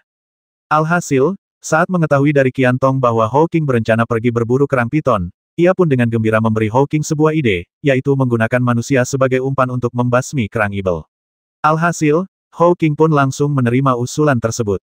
Kemudian Liu Feng maju atas nama Hou Qing untuk menemui Hei San, murid dan diaken lembah Qingqi. Setelah berdiskusi secara rahasia, masalah tersebut pun selesai. Kemudian, semuanya berjalan lancar. Hou Qing membawa Fang Xing pergi. Agaknya, ibel kecil itu tidak akan pernah punya kesempatan untuk kembali. Hei San juga mendapat keuntungan, dan Liu Feng membalas dendam. Semua orang benar-benar bahagia, dan mereka bahkan berteman. Menghitung hari, kakak senior Hou seharusnya sudah kembali sekarang, kan? Liu Feng menyesap anggur dan berkata dengan gembira. Hei San berkata sudah hampir waktunya. Kurasa dia terlambat di jalan. Dengan kekuatan kakak senior Hou, dia seharusnya bisa membela diri. Liu Feng mencibir dan berkata, anak nakal itu pasti sudah berubah menjadi monster sekarang. Hehe, kalau dipikir-pikir, aku merasa seperti baru saja memakan buah ginseng. Ayo, kakak senior Hei San, aku harus bersulang untukmu segelas lagi. Hei San tertawa dan berkata dengan bangga, Saudara Liu, mengapa Anda begitu sopan? Kita semua bersaudara. Hehe, Saudara Hou sangat murah hati. Saya harus berterima kasih kepada Anda karena telah memperkenalkan orang yang begitu hebat kepada saya. Saya berharap bahwa setelah dia menyelesaikan jimat dan membuat kemajuan besar dalam kultivasinya serta memasuki sekte dalam, dia akan tetap mengingat kebaikan kecil yang Anda dan saya lakukan untuknya dan menjaga Anda dan saya. Liu Feng tertawa dan berkata, kakak senior Hou adalah orang yang paling sentimental, jadi kamu bisa tenang dalam masalah ini. Setelah selesai minum anggur, tiba-tiba ekspresi Liu Feng menjadi dingin dan dia berteriak kepada pria yang berdiri di samping meja dengan tubuh gemetar tuang anggur. Ya, lelaki itu perlahan mendekat dan dengan hati-hati mengambil kendi anggur untuk menuangkan anggur untuknya. Orang ini sebenarnya adalah pendeta Tao yang gemuk, tetapi mukanya penuh memar dan bengkak, menunjukkan bahwa ia telah dipukuli dengan kejam. Lengannya gemetar terus-menerus dan kelihatannya dia terluka, begitu lemahnya sehingga dia bahkan tidak mampu memegang kendi anggur. Meskipun dia berusaha semaksimal mungkin untuk berhati-hati, sebagian anggur masih tumpah, mengalir dari meja dan mengenai kaki Liu Feng. Mata Taois yang gemuk itu langsung membelalak karena takut. Dasar orang menyebalkan, apa kau sengaja menumpahkan anggurku? Liu Feng tiba-tiba melompat dan menamparkan wajah pendeta Tao yang gendut itu. Pendeta Tao yang gemuk itu terbanting ke tanah karena tamparan itu. Mulutnya sudah pecah dan penuh darah, tetapi dia tidak berani berteriak kesakitan. Dia segera berbalik dan berlutut, bersujud berulang kali, berkata kakak senior Liu, tolong ampuni nyawaku. Aku benar-benar tidak bermaksud begitu. Liu Feng mengangkat kakinya lagi dan menendang pendeta Tao yang gemuk itu hingga jatuh ke tanah. Kemudian dia duduk dan mencibir, karena kamu datang untuk meminta maaf, kamu harus meminta maaf dengan cara yang benar. Bukankah kamu mengatakan bahwa kamu tidak tahan hari ini dan berharap aku akan mengampuni kamu? Sangat mudah. Sajikan anggur ini dengan baik dan buat saudara senior ini senang, dan aku akan membiarkanmu pergi. Tetapi jika kamu ingin membuat masalah, aku jamin hidupmu akan 10 kali lebih sulit. Saudara Liu, tolong ampuni nyawaku. Aku benar-benar tidak berani. Pendeta Tao yang gemuk itu jatuh ke tanah dan mulai menangis, tampak sangat menderita. Sial, kenapa kau berteriak-teriak? Menyebalkan sekali. Liu Feng meraung pelan, mengambil mangkuk besar di atas meja dan membantingnya ke kepala Taois gendut itu. Sang Tao yang gemuk itu tidak berani menggunakan tenaga spiritualnya untuk melawan, dan langsung dipukul dan berdarah deras, sementara ayam rebus dalam mangkuk besar menutupi seluruh kepalanya. Jika kamu salah berteman, kamu akan dihukum. Aku akan membuatmu mengerti hari ini bahwa seorang pecundang tidak akan pernah bisa membalikkan keadaan. Liu Feng menggertakkan giginya dan membanting meja bangun dan tuangkan anggurnya. Sang Tao yang gemuk itu menggigil, dan tanpa repot-repot menyeka ayam dari kepalanya, dia melompat untuk menuangkan anggur. Hei San menyesap anggur dan berkata sambil tersenyum, kakak senior Liu, tolong bersikaplah lembut. Kamu telah menggunakan koneksimu untuk memecatnya dari jabatannya sebagai direktur urusan lain-lain dan menyita semua batu spiritual dan perak darinya. Kamu memukulinya setiap 3 hari dan kemudian memukulinya setiap 2 hari. Dia sudah cukup menderita dan baru sekarang dia datang untuk meminta maaf dan memohon ampun. Mengapa kamu harus menyerangnya sekarang? Akan merepotkan jika dia dipukuli sampai mati. Hehe, bahkan jika aku memukulnya sampai mati, aku tetap tidak akan merasa puas, jadi aku membiarkannya hidup untuk bermain dengannya selama beberapa saat. Liu Feng tertawa dingin, bocah itu sudah mati, tapi sayang dia tidak mati di tanganku, jadi aku harus melampiaskannya pada Nangui gendut ini. Siapa yang mengajarinya untuk tidak berteman? Adik muda Yu Sanliang, jangan bilang aku tidak memberimu kesempatan. Sekarang kau merangkak di sekitar bangunan bambu kecil ini seperti kura-kura. Setiap kali kau merangkak, kau mengutuk Fang Xing sebagai orang menyebalkan kecil. Panjatlah 100 kali, dan aku akan melepaskanmu, oke? Aku merangkak. Lemak di wajah pendeta Tao itu bergetar 2 kali, dan dia ingin sekali membanting kendi anggur di tangannya ke wajah Liu Feng, tetapi dia akhirnya meletakkan kendi anggur itu, berjalan menuruni bangunan bambu kecil itu dengan linglung, berlutut di tanah, dan perlahan-lahan memanjat seperti kura-kura besar yang sesungguhnya, 1 langkah, 2 langkah. Bangunan kecil itu tidak besar, dan dia dengan cepat memanjat sebuah lingkaran, tetapi pendeta Tao itu membuka mulutnya, tetapi tidak ada suara yang keluar. Ada dorongan aneh di hatiku. Sepertinya dia teringat saat dia minum bersama Fang Xing, dan saat Fang Xing memasukkan batu roh ke tangannya. Perasaan ini begitu aneh hingga pendeta Tao yang gemuk itu terlambat 2 tarikan napas sebelum berteriak, Fang Xing orang menyebalkan kecil. Apa yang kau lakukan di sana? Teriak. Liu Feng mengumpat dengan marah, lalu melemparkan kendi anggur ke kepala pendeta Tao yang gemuk itu. Pah! Guci anggur itu jatuh, tetapi tidak mengenai kepala pendeta Tao yang gemuk itu. Sebaliknya, tangan kecilnya menangkapnya dengan mantap. Teriak saja jika kau disuruh, kakak Nangui. Itu akan menyelamatkanmu dari penderitaan. Jangan panggil aku orang menyebalkan. Tidak apa-apa memanggil leluhurku selama 18 generasi. Sebuah suara terdengar, dan pendeta Tao yang gemuk itu menoleh dengan gemetar seolah-olah dia tersengat listrik. Namun, ia melihat seorang anak kecil berdiri di sampingnya sambil tersenyum. Pakaiannya pangkemping, tetapi ia jelas-jelas orang yang hidup. Ia memegang kendi anggur di tangannya, mengocoknya, dan ketika ia melihat bahwa tidak banyak anggur yang tersisa, ia membuangnya. Aku bilang, mengapa kamu begitu bodoh? Setan kecil itu mengeluh dia hanya memarahiku beberapa kali, itu tidak akan menghabiskan sepotong daging, tetapi kamu bisa mengurangi penderitaanmu, mengapa kamu masih ragu-ragu? Pendeta Tao yang gemuk itu menatap kosong untuk waktu yang lama, dan tiba-tiba air mata mengalir di wajahnya. Dia menangis, semua ini karenamu, dasar orang menyebalkan kecil terkutuk, sehingga aku menjadi seperti ini. Aku ingin memarahimu lebih dari siapapun, dasar orang menyebalkan. 100 kali tidak cukup, aku harus memarahimu 1000 kali. Sambil berbicara, dia membuka tangannya dan benar-benar ingin memeluk Fang Xing. Fang Xing mengerutkan kening karena jijik melihat betapa kotornya dia, lalu menendangnya sambil mengumpat, menjijikkan sekali. Keluar dari sini. Sang Tao yang gemuk itu ditendang ke tanah, air mata mengalir di wajahnya, tetapi tidak ada lagi keputusasaan di matanya. Setelah diganggu dan ditindas selama beberapa waktu, pendeta Tao yang gemuk itu benar-benar putus asa dan hampir putus asa. Namun, tepat ketika dia paling putus asa, dia tiba-tiba melihat wajah kecil yang acuh tak acuh dan tersenyum ini, dan perasaan aneh tiba-tiba muncul di hatinya. Setan kecil ini kembali. Dia benar-benar kembali hidup-hidup. Dia jelas-jelas hanya seorang anak kecil, mengapa tiba-tiba dia merasa telah menemukan pendukung yang kuat. Pada saat ini, senyuman di wajah Fang Xing tiba-tiba menghilang, dan matanya setajam pisau saat dia menatap bangunan bambu. Liu Feng dan He San yang berada di lantai atas sama-sama tercengang. Mereka menggosok mata beberapa kali sebelum mereka yakin bahwa orang di depan mereka sebenarnya adalah Fang Xing yang asli, dan bukan hantu yang kembali untuk membalas dendam. Keterkejutan di hati mereka tak terlukiskan. Setelah Liu Feng tertegun cukup lama, dia melompat lebih dulu dan berteriak, "Orang menyebalkan kecil, kamu tidak mati. Di mana kakak senior Hawking? Bagaimana dia bisa membiarkanmu pergi?"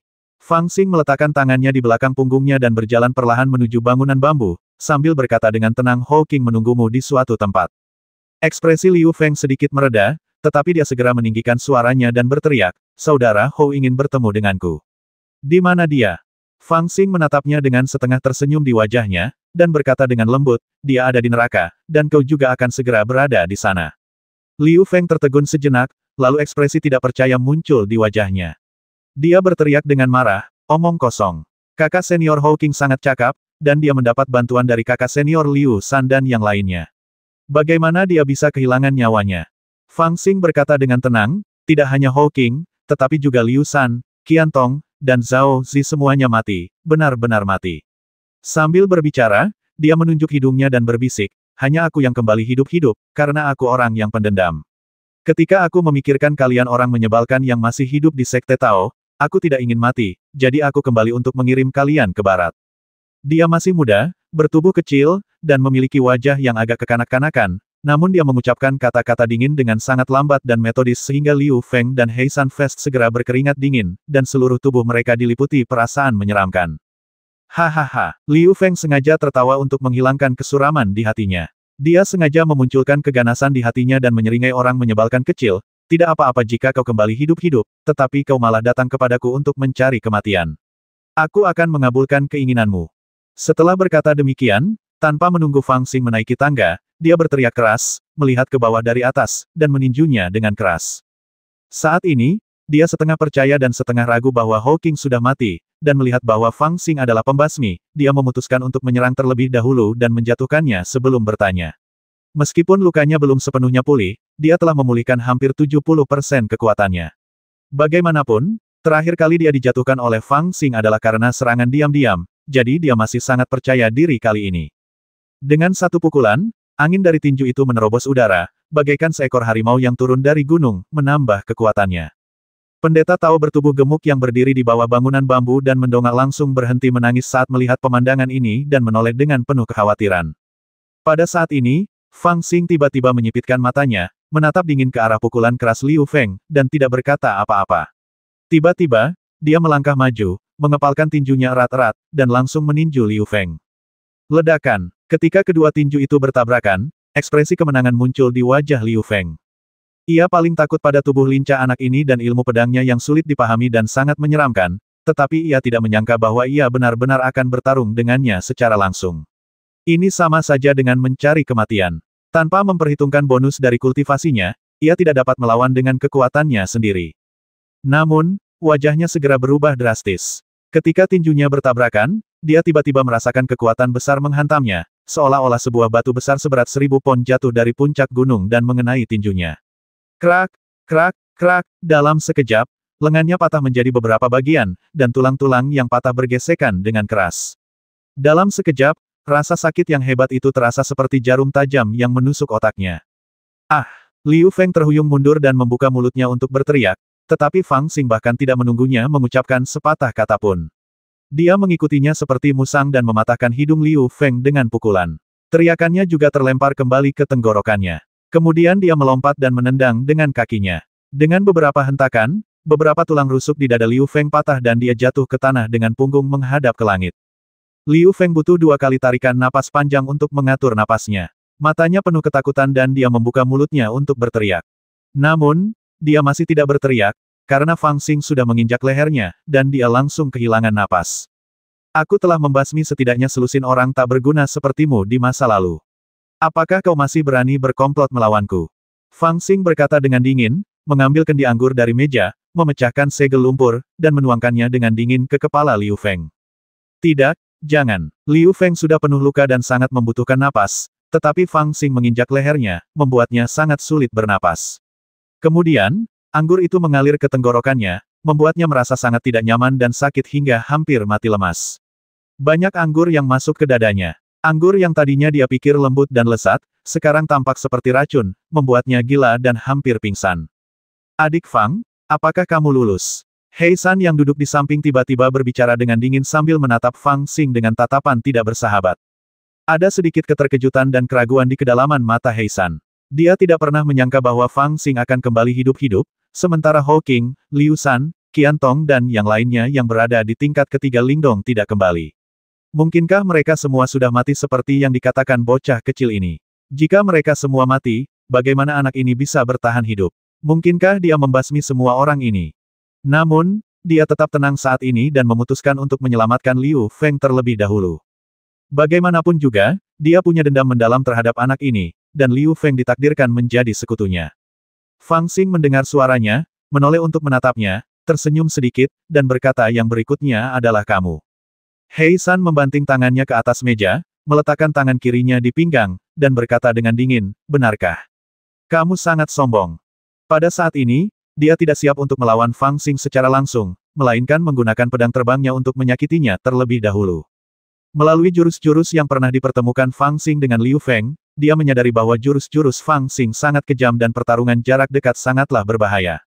Ketika Fang Xing melihat ini, dia menyipitkan matanya dan diam-diam mengerahkan energi spiritual di tubuhnya. Pada saat ini, tiba-tiba di lembah Qingqi yang jauh, sesosok tubuh kurus berlari mendekat. Itu adalah salah satu anak buah Hei San. Dia berteriak dengan cemas, Kakak Hei San. Kakak Hei San, ini tidak baik, sesuatu yang besar telah terjadi. Pria itu berlari ke atas dengan suara dek-dek-dek. Tepat saat dia hendak berbicara, dia tiba-tiba mendongak dan melihat Liu Feng tergeletak di tanah di dalam bangunan bambu, terengah-engah, dan Fang Xing serta Hei San yang sedang bertengkar. Dia tampak tercekik dan tidak dapat berbicara. Apa yang terjadi? Kenapa kau berdiri di sana? Katakan padaku. Hei San masih menatap langsung ke arah Fang Xing, namun dia berteriak dengan tegas. Fang Xing telah memperhatikan orang ini sejak lama dan tahu bahwa namanya adalah Lin Jian. Dia baru saja mulai berlatih agama Buddha setengah tahun yang lalu dan hanya memiliki kultivasi spiritual tingkat pertama. Hei San adalah murid di Aken Lembah Qingqi, yang bertanggung jawab untuk menangani semua masalah lain di Lembah Qingqi. Dia memiliki 2 murid yang dapat dikerahkan, dan Lin Jian adalah salah satunya. Pada malam sebelum dia dibawa pergi oleh Hou Qing dan lainnya, dia adalah salah satu orang yang dikirim untuk mengawasinya. Ketika Lin Jian melihat Fang Xing, hatinya langsung hancur.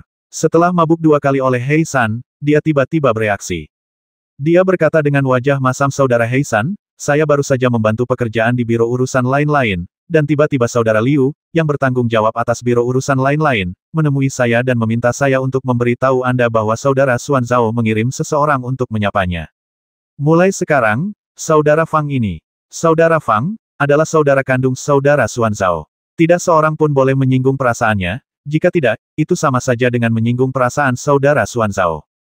Pada titik ini, ekspresi Lin Jian hampir menangis. Kakak senior Liu tahu bahwa kakak muda Fang tinggal di Lembah Qingqi, jadi dia memintaku untuk memberitahumu bahwa sebaiknya kamu tidak menyinggung kakak muda Fang. Jika kamu telah menyinggungnya, maka pergilah dan segera minta maaf padanya. Jika tidak, kakak senior Liu pasti tidak akan menyinggung kakak senior Xuan Zhao, jadi sebagai diaken, kamu harus mengundurkan diri sesegera mungkin.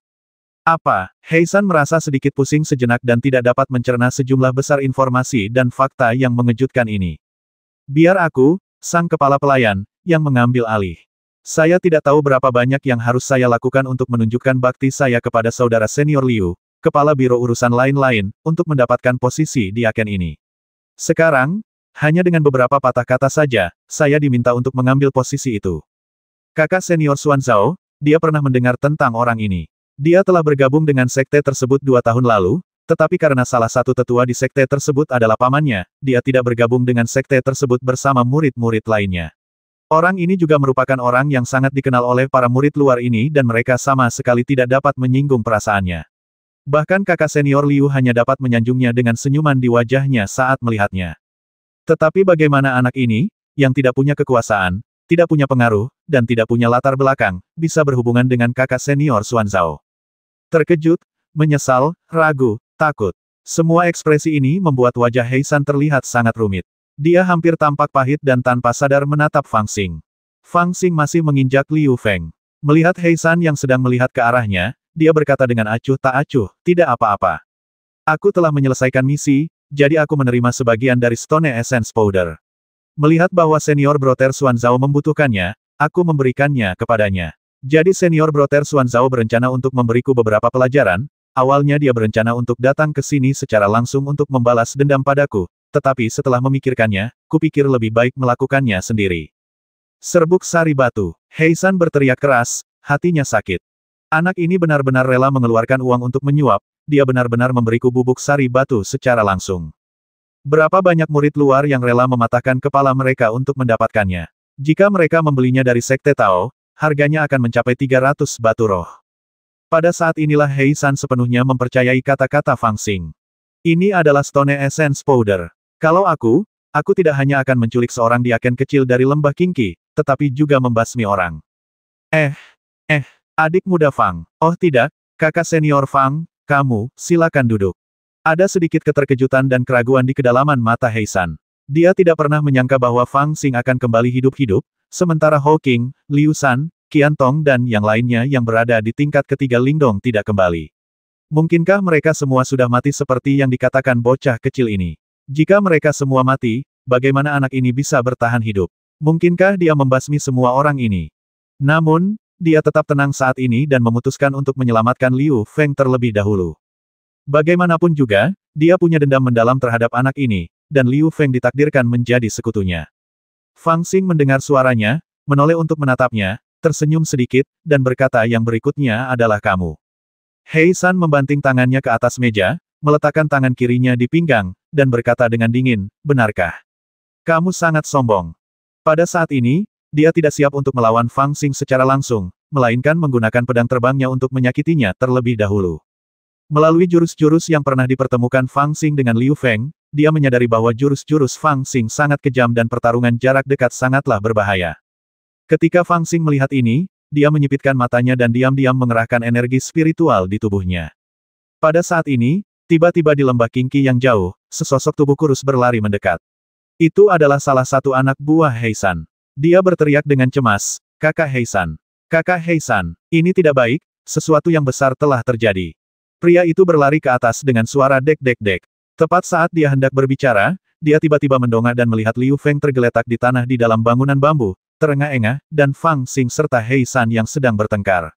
Dia tampak tercekik dan tidak dapat berbicara. Apa yang terjadi? Kenapa kau berdiri di sana? Katakan padaku. Heisan masih menatap langsung ke arah Fang Xing, namun dia berteriak dengan tegas. Fang Xing telah memperhatikan orang ini sejak lama dan tahu bahwa namanya adalah Lin Jian. Dia baru saja mulai berlatih agama Buddha setengah tahun yang lalu dan hanya memiliki kultivasi spiritual tingkat pertama. Heisan adalah murid di Aken Lembah Qingqi, yang bertanggung jawab untuk menangani semua masalah lain di Lembah Qingqi. Dia memiliki 2 murid yang dapat dikerahkan, dan Lin Jian adalah salah satunya. Pada malam sebelum dia dibawa pergi oleh Hou Qing dan lainnya, dia adalah salah satu orang yang dikirim untuk mengawasinya. Ketika Lin Jian melihat Fang Xing, hatinya langsung hancur. Setelah mabuk 2 kali oleh Heisan, dia tiba-tiba bereaksi. Dia berkata dengan wajah masam saudara Heisan, saya baru saja membantu pekerjaan di biro urusan lain-lain, dan tiba-tiba saudara Liu, yang bertanggung jawab atas biro urusan lain-lain, menemui saya dan meminta saya untuk memberitahu Anda bahwa saudara Xuan Zhao mengirim seseorang untuk menyapanya. Mulai sekarang, saudara Fang ini, saudara Fang, adalah saudara kandung saudara Xuan Zhao. Tidak seorang pun boleh menyinggung perasaannya, jika tidak, itu sama saja dengan menyinggung perasaan saudara Xuan Zhao. Pada titik ini, ekspresi Lin Jian hampir menangis. Kakak senior Liu tahu bahwa kakak muda Fang tinggal di lembah Qingqi. Jadi dia memintaku untuk memberitahumu bahwa sebaiknya kamu tidak menyinggung kakak muda Fang. Jika kamu telah menyinggungnya, maka pergilah dan segera minta maaf padanya. Jika tidak, kakak senior Liu pasti tidak akan menyinggung kakak senior Xuan Zhao, jadi sebagai diaken, kamu harus mengundurkan diri sesegera mungkin. Apa? Heisan merasa sedikit pusing sejenak dan tidak dapat mencerna sejumlah besar informasi dan fakta yang mengejutkan ini. Biar aku, sang kepala pelayan, yang mengambil alih. Saya tidak tahu berapa banyak yang harus saya lakukan untuk menunjukkan bakti saya kepada saudara senior Liu, kepala biro urusan lain-lain, untuk mendapatkan posisi diaken ini. Sekarang, hanya dengan beberapa patah kata saja, saya diminta untuk mengambil posisi itu. Kakak senior Xuan Zhao, dia pernah mendengar tentang orang ini. Dia telah bergabung dengan sekte tersebut 2 tahun lalu, tetapi karena salah satu tetua di sekte tersebut adalah pamannya, dia tidak bergabung dengan sekte tersebut bersama murid-murid lainnya. Orang ini juga merupakan orang yang sangat dikenal oleh para murid luar ini dan mereka sama sekali tidak dapat menyinggung perasaannya. Bahkan kakak senior Liu hanya dapat menyanjungnya dengan senyuman di wajahnya saat melihatnya. Tetapi bagaimana anak ini, yang tidak punya kekuasaan, tidak punya pengaruh, dan tidak punya latar belakang, bisa berhubungan dengan kakak senior Xuan Zhao? Terkejut, menyesal, ragu, takut. Semua ekspresi ini membuat wajah Heisan terlihat sangat rumit. Dia hampir tampak pahit dan tanpa sadar menatap Fang Xing. Fang Xing masih menginjak Liu Feng. Melihat Heisan yang sedang melihat ke arahnya, dia berkata dengan acuh tak acuh, tidak apa-apa. Aku telah menyelesaikan misi, jadi aku menerima sebagian dari Stone Essence Powder. Melihat bahwa senior Brother Xuan Zhao membutuhkannya, aku memberikannya kepadanya. Jadi senior Brother Xuan Zhao berencana untuk memberiku beberapa pelajaran. Awalnya dia berencana untuk datang ke sini secara langsung untuk membalas dendam padaku. Tetapi setelah memikirkannya, kupikir lebih baik melakukannya sendiri. Serbuk sari batu. Heisan berteriak keras, hatinya sakit. Anak ini benar-benar rela mengeluarkan uang untuk menyuap, dia benar-benar memberiku bubuk sari batu secara langsung. Berapa banyak murid luar yang rela mematahkan kepala mereka untuk mendapatkannya? Jika mereka membelinya dari Sekte Tao, harganya akan mencapai 300 batu roh. Pada saat inilah Heisan sepenuhnya mempercayai kata-kata Fang Xing. Ini adalah Stone Essence Powder. Kalau aku tidak hanya akan menculik seorang diaken kecil dari lembah Qingqi, tetapi juga membasmi orang. Adik muda Fang. Oh tidak, kakak senior Fang, kamu, silakan duduk. Senyum Heisan lebih buruk daripada tangisannya. Dia membungkuk dan memohon belas kasihan Fang Xing, ingin dia duduk. Aku tidak akan melakukannya sekarang, aku punya hal lain yang harus kulakukan. Fang Xing menunjuk Liu Feng di tanah dan berkata sambil tersenyum, Saudara Heisan, apakah kamu masih ingin ikut campur dalam masalah ini? Heisan berkata dengan wajah sedih, aku tidak berani. Aku tidak berani, aku tidak begitu mengenalnya. Tidak, sama sekali tidak. Fang Xing terkekeh, lalu berbalik dan mengabaikannya, melambaikan tangan ke bawah dan berseru, kakak senior Su, kemarilah. Sang Tao gemuk tertegun sejenak, lalu berlari ke arah bangunan bambu dan menatap Fang Xing dengan tatapan kosong. Fang Xing menunjuk Liu Feng yang tergeletak di tanah seperti guk-guk mati dan berkata, orang ini sudah sangat mengganggumu, tidakkah kau berniat membalas dendam? Pendeta Tao yang gemuk itu menatap Liu Feng, matanya yang kecil berbinar penuh kebencian. Ia mengumpulkan keberaniannya untuk waktu yang lama, lalu tiba-tiba menggertakkan giginya, berlari ke depan dan menendang Liu Feng dengan keras 2 kali. Salah satu kakinya kebetulan mengenai luka Liu Feng, dan Liu Feng menjerit kesakitan. Jeritan itu sangat menyedihkan, tetapi membuat pendeta Tao yang gemuk itu ketakutan, yang dengan cepat melompat menjauh, bersandar di bangunan bambu, tidak berani maju lagi. Hanya itu saja, Fang Xing menatap pendeta Tao yang gemuk itu sambil tersenyum. Pendeta Tao yang gemuk itu menarik napas 2 kali dan berkata, saya sudah terluka seperti ini, apalagi yang bisa saya lakukan? Fang Xing mencibir dan mengabaikannya. Dia perlahan berjongkok dan menatap langsung ke mata Liu Feng. Mata Liu Feng penuh dengan permohonan. Dia tidak takut pada Fang Xing, tetapi dia takut pada Xuan Zhao. Menurutnya, Fang Xing paling-paling hanya bisa menghajarnya, tetapi Xuan Zhao punya kemampuan untuk mengusirnya dari sekte dan memutus jalur kultivasinya. Kau orang yang tangguh. Saat aku memotong uratmu, kau bahkan tidak memohon belas kasihan. Aku sangat mengagumimu. Kupikir setelah lukamu sembuh, kau akan datang kepadaku secara terbuka untuk membalas dendam. Kalau begitu, paling-paling aku akan memotong uratmu sekali lagi, dan itu tidak akan berpengaruh apa-apa padamu. Sayangnya, aku tidak menyangka kau akan menggunakan trik licik seperti itu dan bahkan memprovokasi Hawking untuk berurusan denganmu. Kau bahkan ingin membasmiku. Fang Xing berbicara perlahan, dengan tatapan mata yang tajam sejujurnya, aku sangat takut dengan tipu daya. Aku sudah takut sejak aku masih kecil, jadi aku selalu menyingkirkan orang-orang yang menggunakan tipu daya padaku untuk mencegah masalah di masa depan.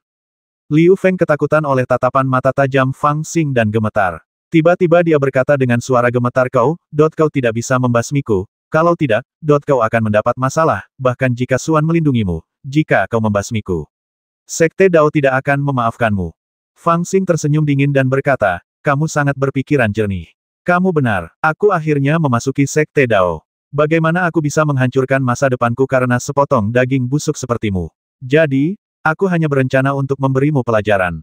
Saat berbicara, dia tampak sangat murah hati. Tiba-tiba, dia melambaikan telapak tangannya dan menepuk Liu Feng dengan ringan beberapa kali. Selama gerakan telapak tangan ini, dia menggunakan kekuatan spiritualnya dan langsung melukai paru-paru Liu Feng, menyebabkan dia memuntahkan seteguk darah. Fang Xing mencibir, lalu berdiri dan duduk di samping meja anggur. Dia mengambil cangkir dan menyerahkannya kepada Lin Jian, memintanya untuk mencucinya. Lin Jian tidak berani menentang, dan segera berlari turun, mencucinya 3 kali di air sungai yang bersih, lalu naik ke bangunan bambu dengan gemetar dan menyerahkan cangkir itu kembali kepada Fang Xing. Fang Xing mengambil toples anggur dan menuangkannya ke dalam cangkir, lalu menatap Liu Feng dan berkata, mengapa kamu tidak keluar? Liu Feng memuntahkan 2 suap darah. Dia bertanya-tanya apa yang akan dilakukan Fang Xing padanya selanjutnya, tetapi dia tidak menyangka bahwa Fang Xing benar-benar akan membiarkannya pergi. Dia tertegun sejenak, dan bahkan Hei San dan yang lainnya memiliki ekspresi aneh di wajah mereka. Bocah kecil ini baru saja menamparkan Liu Feng 2 kali dan ingin melepaskannya. Mereka tentu saja dapat melihat bahwa serangan telapak tangan Fang Xing, yang menggunakan kekuatan spiritual, telah merusak andalan Liu Feng. Namun dalam ajaran Tao, ini hanya membutuhkan waktu pemulihan beberapa bulan, jadi itu bukanlah cedera yang serius. Itu tidak separah saat terakhir kali tendonnya dipotong. Kapan orang menyebalkan kecil ini berubah emosinya? Bahkan pendeta Tao yang gemuk itu pun sedikit bingung. Adapun Liu Feng, setelah memastikan bahwa Fang Xing tidak bercanda dengannya, dia segera menahan rasa sakit yang hebat dari tulang-tulang yang patah di dadanya, berjuang untuk bangun, dan segera turun ke bawah. Dia kembali menatap Fang Xing dengan kejam di sudut, dan dengan cepat menghilang ke dalam malam. Fang Xing membiarkannya pergi dengan mudah kali ini, dan dia tidak menunjukkan niat untuk menyerah. Dia bersumpah dalam hatinya untuk membalas dendam lagi. Fang Xing menatap ke arah hilangnya dia dan mencibir, dasar orang bodoh, lebih baik mati saja. 50.